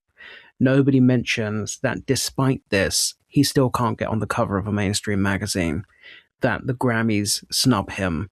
Nobody mentions that the fact that all this sort of prejudice and snubbing happens is the motivation for Thriller. Thriller is motivated by Michael's fury at institutional racism and his determination to go out and create something that will break down racial barriers. And it's just kind of, it's all sort of just wafted over Well, yeah, the only time it's mentioned is in that room with the Mike Myers, Walter Yetnikoff Yeah, phone call. exactly. It's literally the only time it's mentioned. Like you said, the main time race is mentioned really as any part of this struggle, of this journey that we're supposed to be seeing, is when two lead actors who are white are pivotal in this very short scene. It's just not good enough. But the one thing that I did notice, again, was one of those things where I was nitpicking, but you get to that scene, right? And he's talking about being a proud Black American and wanting to, be on MTV. Yet when you go back and you look at the Jackson 5 concert scene, and again, as an aside, at the height of the Jackson 5 success, you had them performing at a county fair. That's another thing that kind of bothered me. But even at that county fair, the crowd was white. Then you get to the Triumph Tour, and then the audience is white. And then you show the Victory Tour, and the audience is white. But we know that the Jackson 5 crowds back then were Black, predominantly Black, say up until the Triumph Tour. It only changed during the Victory Tour. And so that was something that really kind of stood out to me, right? That you did not show that Michael and the Jackson brothers, like their core audience was Black, and that's why he was really trying to break through and cross over. But what you showed in the film was completely different. So it just was kind of confusing for that scene, right? If anyone else was paying attention to that. I don't know if anyone else picked up on that. Yeah, I saw the same, and I saw the missed opportunity in the Motown 25 performance that they reenacted. You did have a predominantly Black crowd viewing, which was wonderful to see, but then you missed the opportunity of him performing with his brothers to a Black crowd and seeing the response from that crowd. It's just a shame. It's just a shame that was missed. It's such an oversight. And, on your first viewing, you can see that predominantly only white people are in the crowd in each of succession of the performances that are reenacted. It's just a shame. It's such a shame. It's a real missed opportunity for cultural understanding and heritage, and underlining a very real struggle that this man we love had. Yeah, they do unfortunately really create this connection that like the more successful he gets, the wider his audience gets. Mm-hmm. And yeah, you're totally on point with all of that. I agree, and it's sad. And I know they were trying to make some certain point, and it totally comes off the wrong way. I think there's also, though, one thing that I did think came across as slightly unfair is the nose job, which seems to be almost entirely laid at the door of Joe Jackson, because once 20 years ago he called Michael Big Nose. But when clearly there was a lot more going on than that. We know that the Jackson 5 are a global sensation who knocked the Beatles off the top of the charts and end up breaking a record, and they can't get on the front of a magazine because people say Black faces don't sell magazines. We know that Michael is invited to an award ceremony by Tatum O'Neal, who then has to uninvite him because her management tell her there's no way you're going to a public event with an N-word, right? We know that Off the Wall is completely sidelined by the Grammys, which was clearly racist. It's the biggest selling Black album of all time. It's a massive sensation, and still because of his race, he is being unfairly treated. And we also know even into the late 70s and the 80s, the KKK used to go and picket outside Jackson's concerts, and certain hotels would not let the Jacksons stay in their establishments because they were worried that if they did, the KKK would come and trash the hotel. We know even at the height of Michael's kind of off-the-wall Thriller fame, he is actually the victim of a racist gang attack in a store. He goes shopping one day with Bill Bray, and Bill Bray just walks up a different aisle, and the next thing he knows, Michael's on the floor with these skinheads kicking 7 shades of shit out of him, right? So, so when Michael goes in to get his nose done, all of this context is gone. All of this context is missing, and it's kind of all laid at the door of Joseph Jackson. And it just feels like the film is afraid to go there for some reason. I don't know if they're thinking maybe in Trump's America, the mass market is not going to like it if we say racism is bad. I don't know. But it just felt, again, like a massive omission and a real problem for me. Yeah, the contradiction was the problem for me, right? So, right, all of those things needed to be or should have been at least alluded to a little bit more. But just the fact that you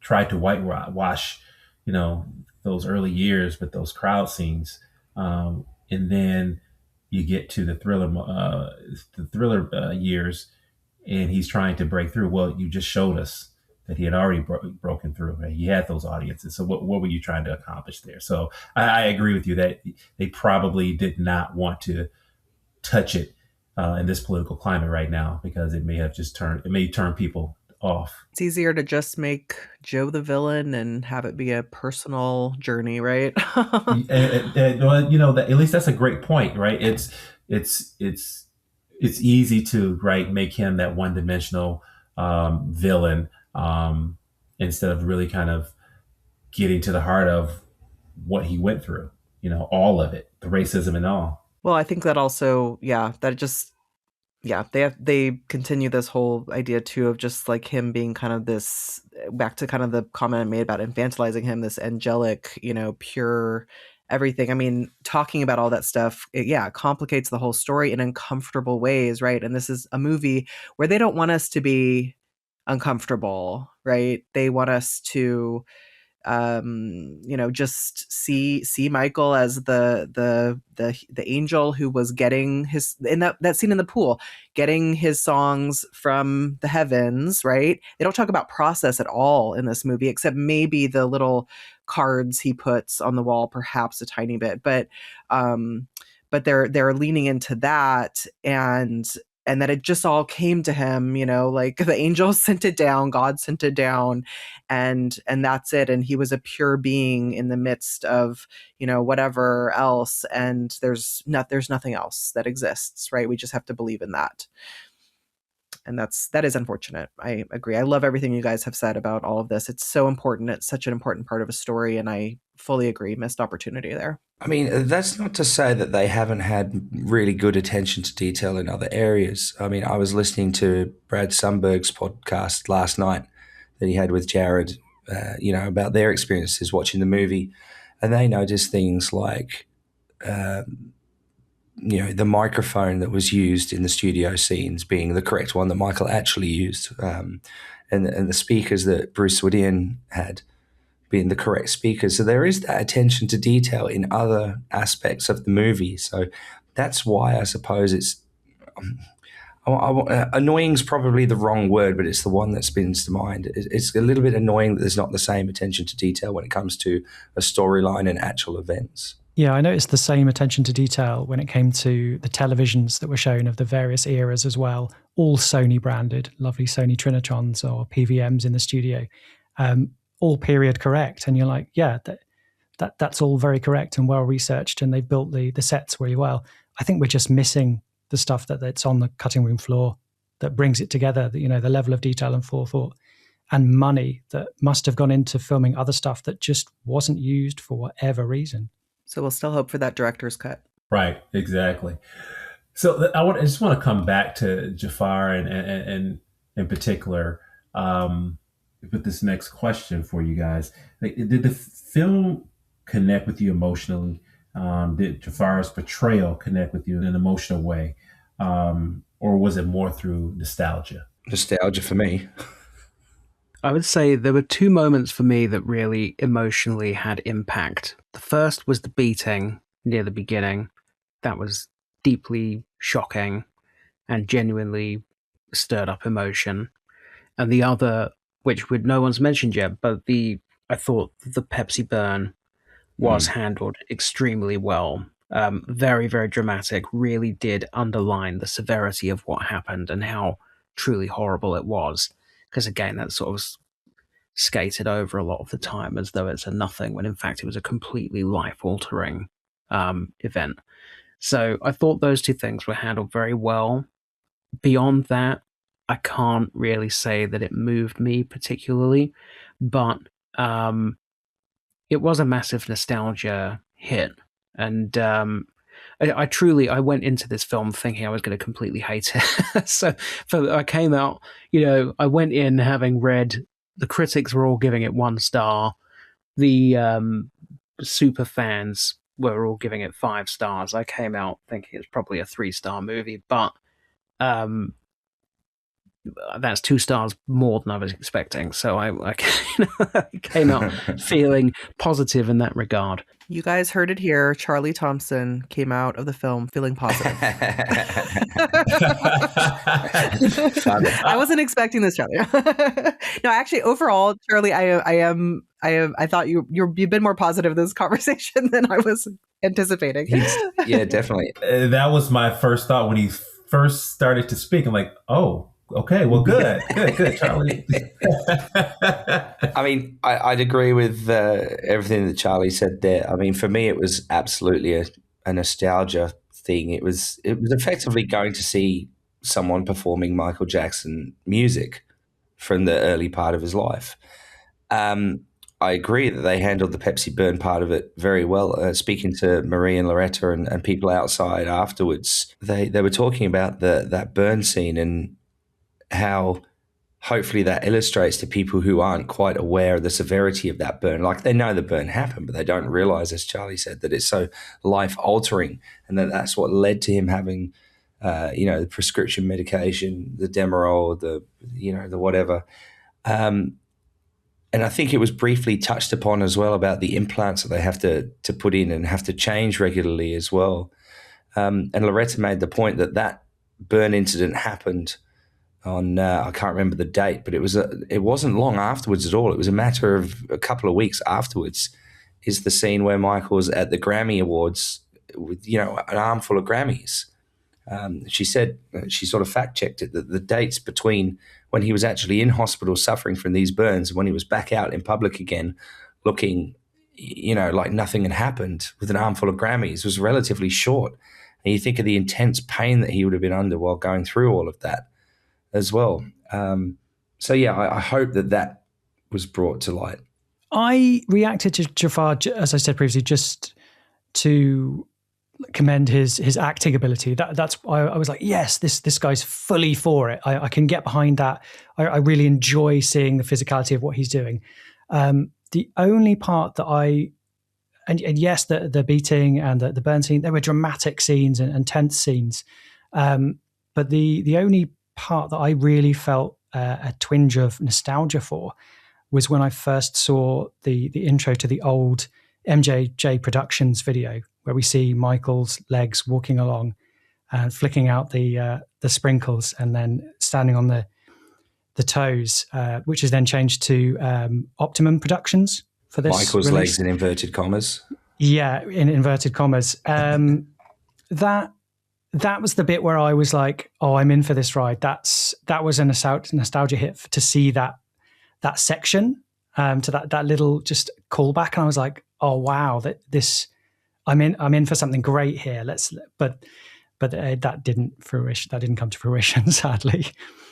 Ironically, that very thing is something that many of the mainstream reviewers have used as a reason to hate the film, because they cite, oh, well, it opens with realizing like this is an estate production, so why should we like it or trust it? It's crazy. I agree with you. That, I mean, seeing that, his feet, oh God, it makes me emotional. Which it should, because that's the only part that's the only piece of Michael you see in this whole film. I know. And it's and that brings me right back to my childhood, and I love that so much. For me, the whole thing was a bit of a nostalgia train. I'm trying to find these moments. On the first viewing, I was not emotionally connected at all to any of it. The second, I kind of found that path to that, but it was very much me trying to kind of find those moments that I could kind of relive, like growing up and watching Michael and seeing the real videos of him and trying to find those moments within Jaafar for sure. I did just go and fact check actually the Charlie Carter, the point you made about the burn and the Grammys. And you are right. It was exactly 1 month later. That is wild. Yeah, I did not realize credit to Loretta for that one, because she was the one that brought that to my attention. So, guys, what did you guys think about the music throughout the movie? Because they kind of seem to drop in some Jackson 5 songs that people aren't familiar with. I know they used the instrumental from one song, "We Got a Good Thing Going" from Michael's Ben album. They used cuts from the Gamble and Huff years, "Keep on Dancing," "Enjoy Yourself." So what did you guys think about the music that was used throughout and also some of the performances? I think I think there was overall a pretty good mix of music that was used. Some people I've spoken to already didn't necessarily like the broken down parts of some of the songs in some of the scenes, but I did. I think that accented it quite nicely. Like, "Want to Be Starting Something" was sort of broken down in stages as well. What I thought was interesting is towards the end of the movie, we had the full song of Human Nature and Bad when Jaafar was performing as Michael, the full song. Now, I don't know if that was the original intention or if that was a symptom of, we've had to remove so much from this movie, but we need to add something in to fill it up a bit. I don't know. What did you guys think? I found it really, really odd, the full performances. I found myself looking at my watch 3 times because there was so much crowd footage that just obviously didn't look real, very, very poor CGI. But there was so much lingering on people's faces that weren't Michael or anybody that was actually playing or accompanying him for the scene. It was very, very strange. Just odd. I felt that really disjointed from it. It didn't feel like I was obviously watching Michael, but it also felt like almost, is this full performance of Human Nature supposed to be telling us that this is the theme of the film? And then in my back of my head, I was like, well, maybe they're going to cut this part out and then use it as a music video. It's very strange. It just didn't gel with me. Didn't gel with me at all. It was, the editing choices felt like they were the editing choices of somebody from the 80s. Sort of weird slow-mo lingering. It's very strange, very strange. But that's just my 2 cents. I had a very different reaction. I actually loved the 2 final performances. And I really liked actually the way they were filmed and edited and kind of the high speed and like giving us some of the close-ups. I'm not sure why. Yeah, it's funny. My reaction was so different from yours, but they did feel a little bit pointless on my first view, but I still enjoyed them, and I just enjoyed watching Jaafar move so well, like his uncle. Still not quite Michael Jackson, but getting pretty darn close. And they did make some interesting changes, which I know a lot of fans have noticed. For example, in the Victory Tour performance for Human Nature, he's doing the dancing from Wembley, which is strange. I kept watching it and I was like, I know he wasn't doing those moves like at that time. So that was a little bit, it doesn't matter to a casual viewer, but that threw me off a little bit as a bigger fan. But still, even with that, I enjoyed it. And I will say the second time I saw the movie, I actually had a different interpretation of them putting those 2 back-to-back stage performances at the end of the movie. And for some reason, again, like the second, as I mentioned before, kind of watching it the second time, I was just in this kind of don't care about, let some of the inaccuracies go, let some of the, holes in the plot go, just kind of finding an emotional flow, this Michael Jackson greatest hits fever dream, as I mentioned at the beginning, and just kind of accepting that. And in that viewing, those 2 back-to-back performances somehow really hit me in a very powerful way of watching his transition and watching him do this final performance with his brothers, even if it wasn't completely historically accurate. And then immediately going into Bad, which represents this next phase of his life and also represents that line that Joe says about now you're about to go into a space where you just have a lot of yes people around you, and feeling almost the chaos, the wonderful freedom, the beauty in Jaafar's performance during the Bad segment. Also that song, even the song Bad, I know some people kind of write off that song as a little bit like dorky and clownish. Some people don't like that song, right? And for me, I felt the power of his independent, yop to the world. And Jaafar conveys this beautiful freedom and joy in that performance that I think is just a sign of him finally being himself, but we know there's ominous stuff to come. So I don't know, somehow the second viewing, those two performances just hit me very hard, and I really, really felt it. And it felt like the perfect way to wrap up the movie. And I was totally there emotionally. At least I that scene where he talked about, having yes men around you, and then again, right, having that freedom during that bad performance, I think that really was a setup for a part two, right? Exactly. Because this is what you wanted, right? Now you're going to get it, and so, but I think I love that performance. I mean, it was. I'm one that I have my appreciation for the song Bad has grown over the years. And I was actually just loving that performance. I was really into it. Again, it was one of those moments where I forgot that was Jaafar. And I really thought, it's just like they talked about, he embodied Michael during that performance. But I also want to go back to, I really loved although it was kind of weird in a sense, but the Don't Stop Till You Get Enough recreation. I really love that. There was a part where he turned his head, though, and it seemed like his head was a lot larger than his body for a second there. I don't know if anybody else picked up on it, and that was just me. For those who go back and watch it again, just watch the Michael that's in the middle when he turns his head. It's like his head seems like a lot bigger, but I don't know.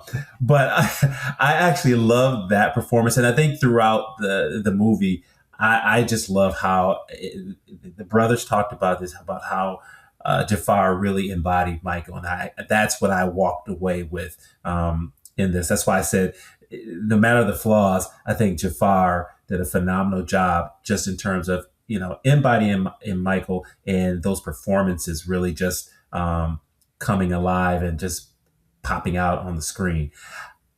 I want to ask this question, though. Was Jaafar and Coleman Domingo's performances Oscar worthy? Oh, I don't really have a great understanding of what isn't Oscar worthy, so I don't know if I can answer that. I do just want to quickly go back before the rest of the team answer that. I just want to make it clear, I did enjoy the Human Nature and Bad performances on there. I just found it interesting that they were there as full songs, where the rest of the movie, it was, other than the Motown 25 performance, it was mostly snippets of songs. But yeah, definitely enjoyed those. And to have it come on the back of maybe a week ago, the Michael Jackson estate released a brand new official music video for Human Nature, where Michael at Wembley in the Bad tour was projected onto the walls of the video in some kind of new styled modern dance interpretation. And then immediately have the biopic come out where Jaafar's doing exactly the same moves but dressed up for the Victory Tour, was also interesting. But as for Oscar-worthy acting, I don't know, but that's a hell of a debut from Jaafar Jackson. It's possibly worthy of a nomination, at least. I don't know. What do you reckon? I don't think either of them were given enough to get respect from the Academy, just knowing what the Academy looks for personally. But I think they both did an amazing job with what they had to work with. But Rami Malek won for Bohemian Rhapsody, so anything is possible. You're right. Because that was not worthy. That was totally unworthy. I mean, that was a moustache. That was not a performance, right? So anything. With the worldwide media against Freddie Mercury in the same way they seem to be against Michael Jackson, though. I think that would be incredible press if that happened. Absolutely. And I'd be fully behind it. I'm not saying that it wasn't Oscar worthy, but and I would certainly be behind it if he did. If Jaafar won an Oscar, definitely. That would be be wonderful. But I think, would mainstream press allow that? Would those that actually hold the keys to the power to hand that over want to put a spotlight on this film and that portrayal of that particular person? I can't see it happening, sadly. What I could see happening is snubbing Jaafar, but giving the Oscar to Coleman Domingo for his brutal portrayal of Joe Jackson. And then I think that sends a message from the media. It sends a message, but I think alluding to your comments earlier about him being quite one-sided as a character, I can't see the Academy wanting to award in the context of the writing that character and that portrayal of that character an award like that. Yeah, it wouldn't surprise me. It would not surprise me at all. If I had to choose one, I think Jaafar. But I think I agree with Elise. I'm not sure they were given enough. There was not enough of a story, enough of a narrative to really kind of justify that. But again, I think from a pure sending a message about what type of characters we want to honor, Joe Jackson, Coleman Domingo's Joe Jackson fits that mold, right? I think that, they would want to honor him for his portrayal of Joe Jackson for no other reason that it's a negative character, right? And I think that's a narrative that, as in the Black community that we talk about. Like if you look at the Black actors who have been honored, look at the roles that they were honored for, going all the way back to Hattie McDaniels, going back to Denzel Washington, and even Halle Berry. Like those are not always positive characters. And so that's an incredibly good point. Yeah. That's really interesting. It would not surprise me if they gave him a nomination and actually gave him the award. And I agree with you. They would not, as much as I would love it and would want him to be nominated and win, I don't think they would do that for Jaafar. Yeah. Also just in terms of him being unproven, now proven, but yeah, brand new guy on the scene. I don't really see it happening. So let's talk a little bit about the negative reaction from the media. And I think we all kind of know why, but do you think the negative reaction was about the film itself? At least you just kind of talked about, you kind of referenced that. Or was it about Michael as the subject? I think that I tried not to look at the mainstream reviews because, like us all, I knew they would be terrible. I got sucked into reading a couple. And as we know, a bunch of the reviewers were also referencing them not addressing the allegations. We know that doesn't make sense because now the timeline for this film doesn't even get there.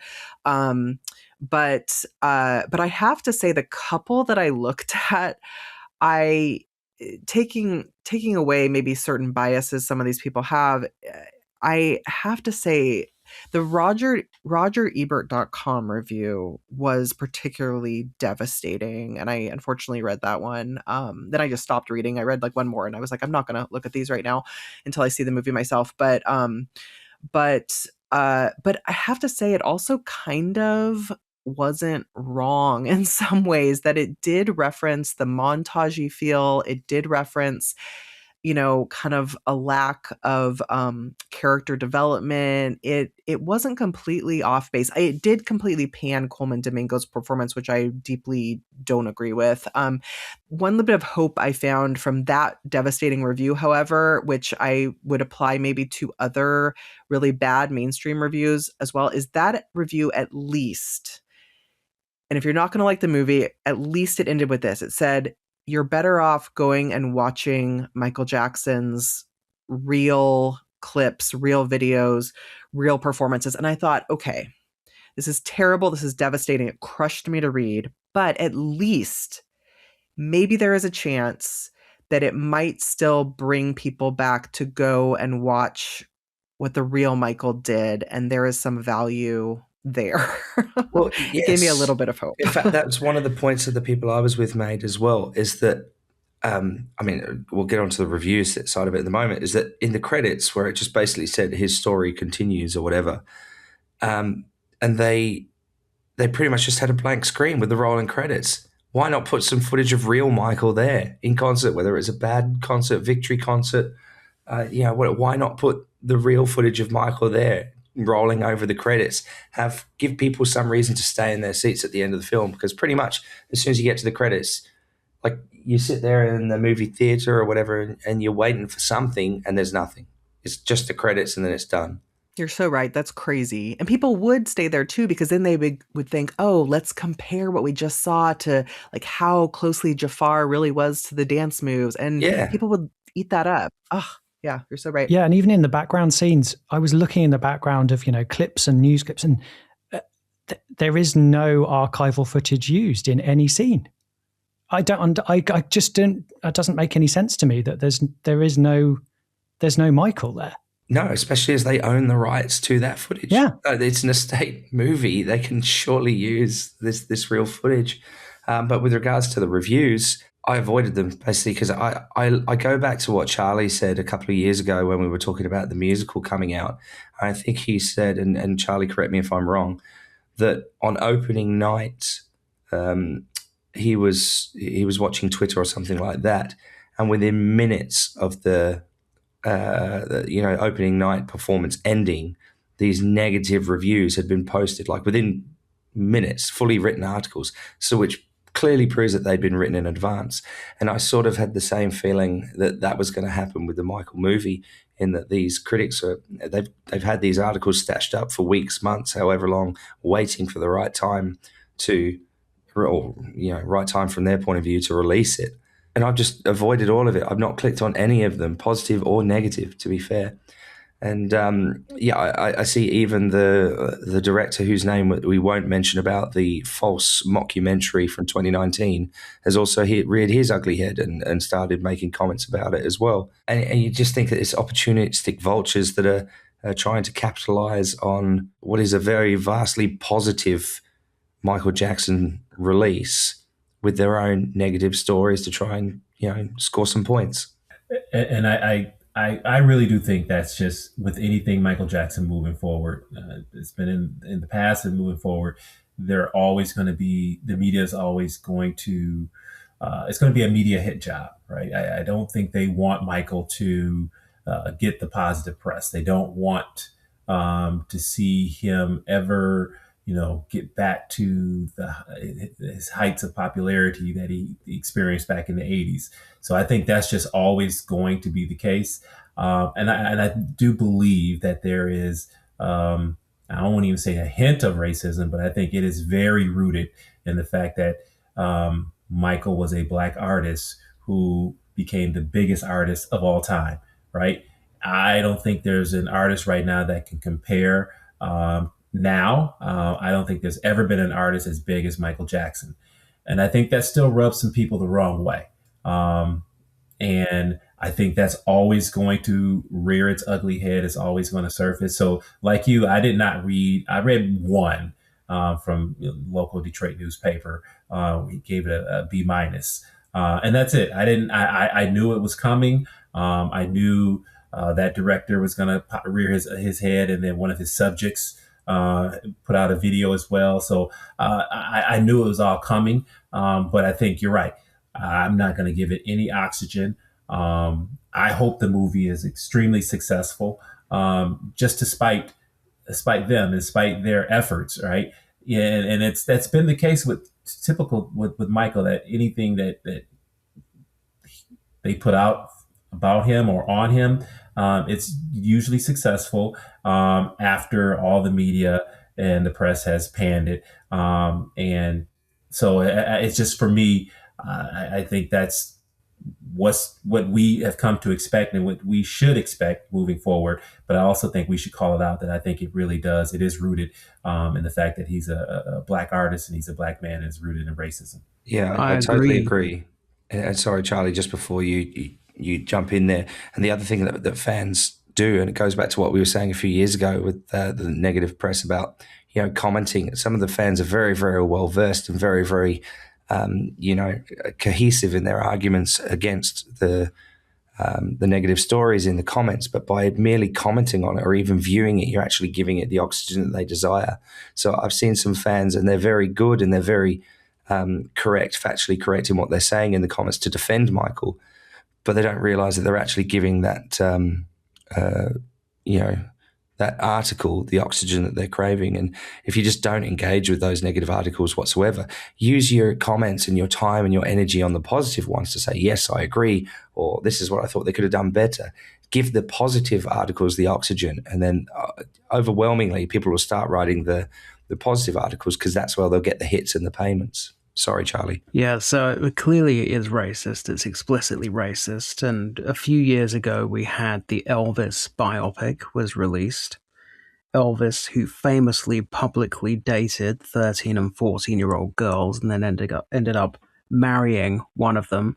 There was not a single review in the British press which said anything about the fact that he was a paedophile. There was nothing that said, don't go and see this film because he was a paedophile. If you buy a ticket, you're supporting a paedophile. There was nobody saying, should there be a biopic? There were no think pieces. There was nothing.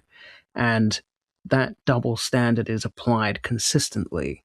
But nothing Michael Jackson can happen without this being brought up. Whereas Elvis Presley, or for example, David Bowie, films have been released about David Bowie, both documentary and narrative. And they are, David Bowie has been accused serially of sleeping with underage girls, which is rape, because you cannot consent if you're underage. So David Bowie is a serially accused child rapist. Nobody brings that up when a David Bowie film is released, whether it's documentary or narrative.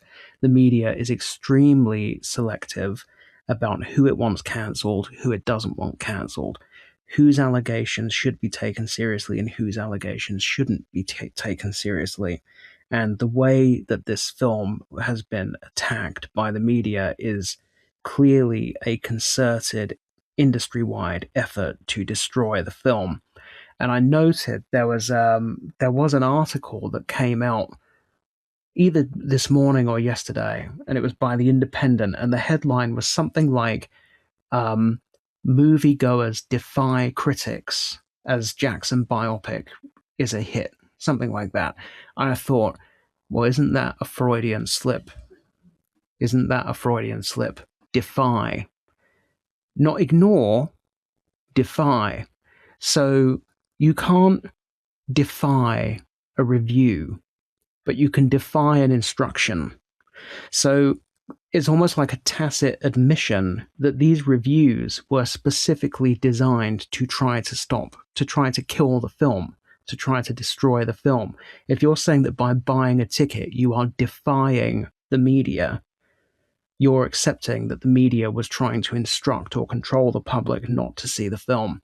And in that sense, going to see, I was talking to Sama Habib about this the other day, who's obviously a friend of the podcast, and he was saying that it's created a situation in which to support a Michael Jackson related product has become a political statement, because when you go out and buy a ticket to this film, you're not just saying, I want to listen to Billie Jean. You're saying, I believe in the rule of law. You're saying, I believe in the presumption of innocence. I believe in the sanctity of a jury verdict. It becomes a political statement to go and see this film. And you're also saying, I don't believe in fake news. I don't support racist legacy media.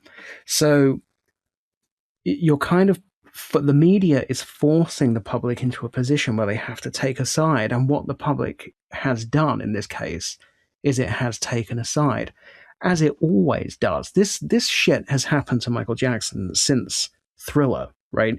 It started before the allegations. Ever since Thriller, everything he releases, oh, what a fall from grace, what a pile of shit, what a disappointment.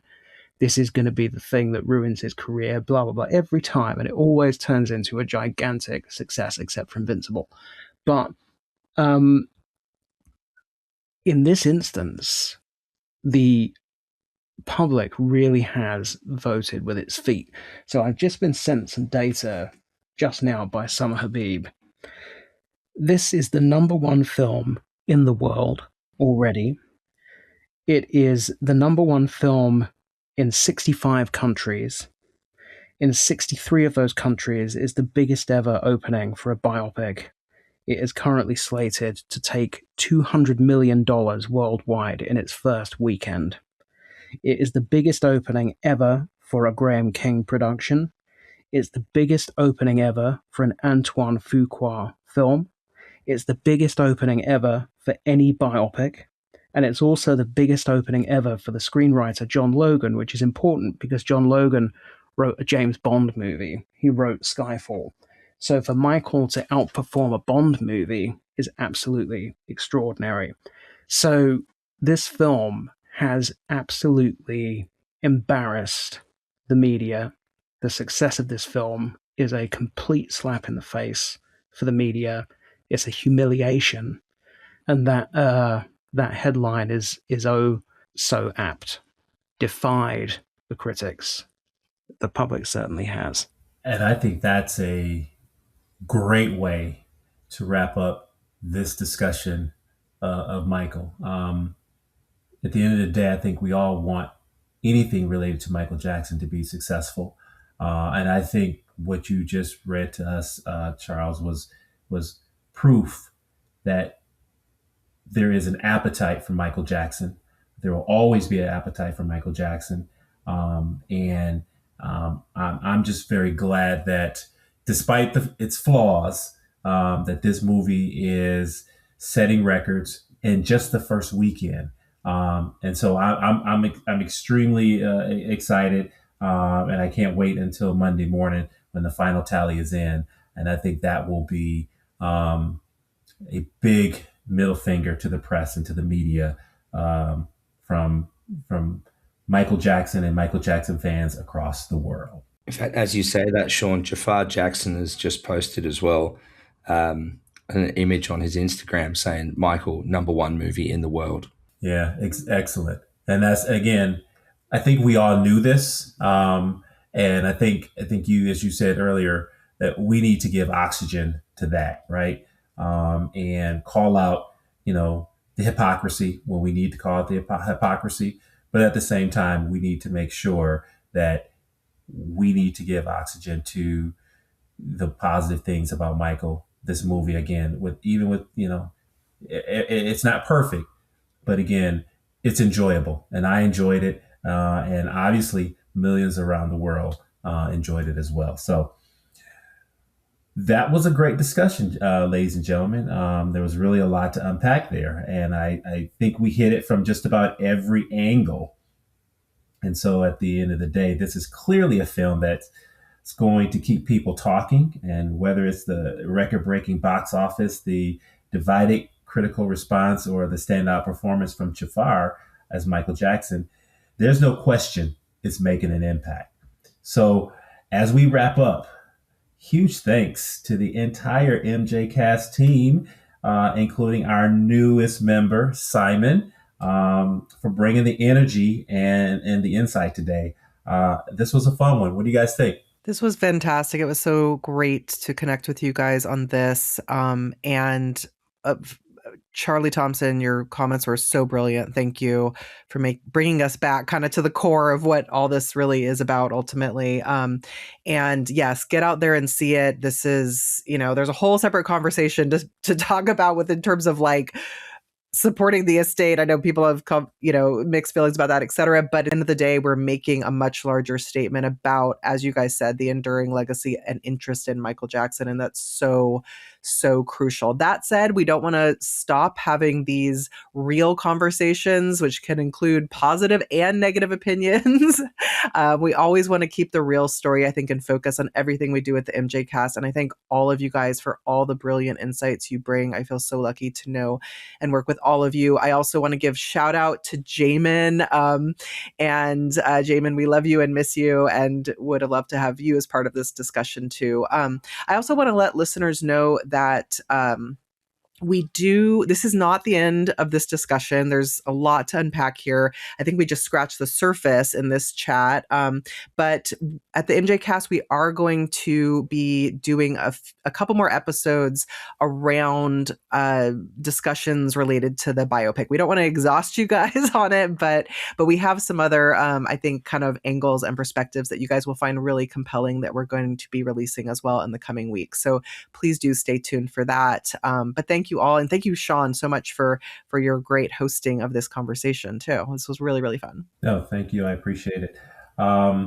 And of course, we want to hear from you. So tell us, our listeners, tell us what you think of Michael. What worked for you? What didn't work for you? We love to as Elise just said, we're going to continue this conversation. So this is, again, a monumental moment for the MJ fan community. So we want to hear back from you. So make sure you leave us a comment wherever you listen to this podcast.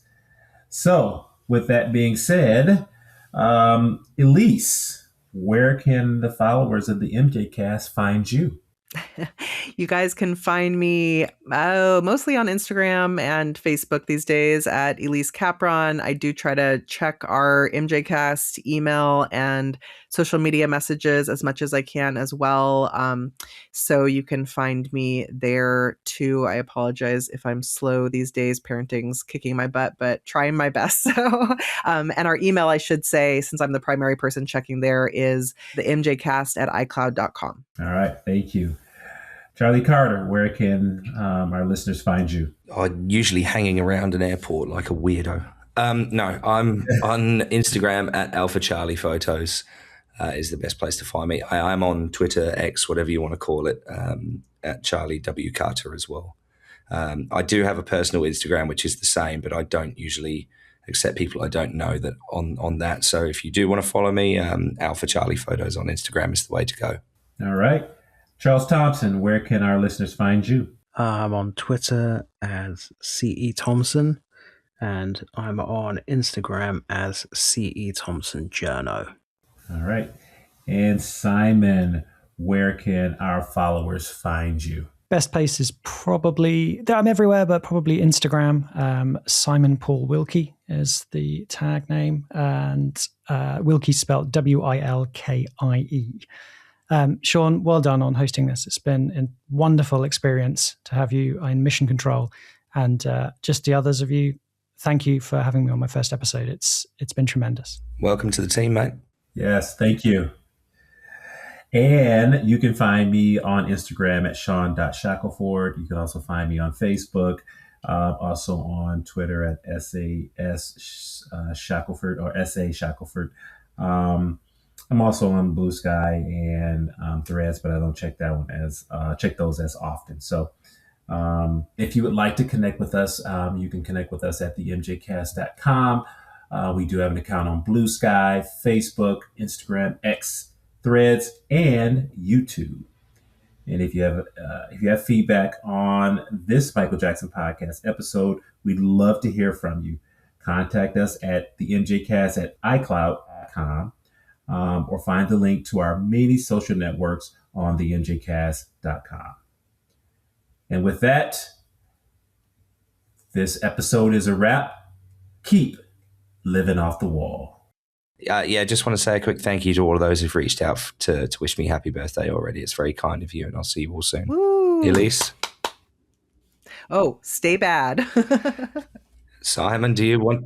Yeah, here we go. I've been thinking about this. It's not religious, but keep the faith. Hey. Yes. Love it. This has been a production of the MJCast. If you enjoy the MJCast, please consider rating, reviewing, and sharing it. The MJCast is produced by Elise Capron, Charles Thomson, Charlie Carter, and Shawn Shackelford. This episode was edited by Simon Wilkie. Intro and outro music by Dan Villalobos. If you'd like to contact the makers of this podcast, please visit our website at www.themjcast.com.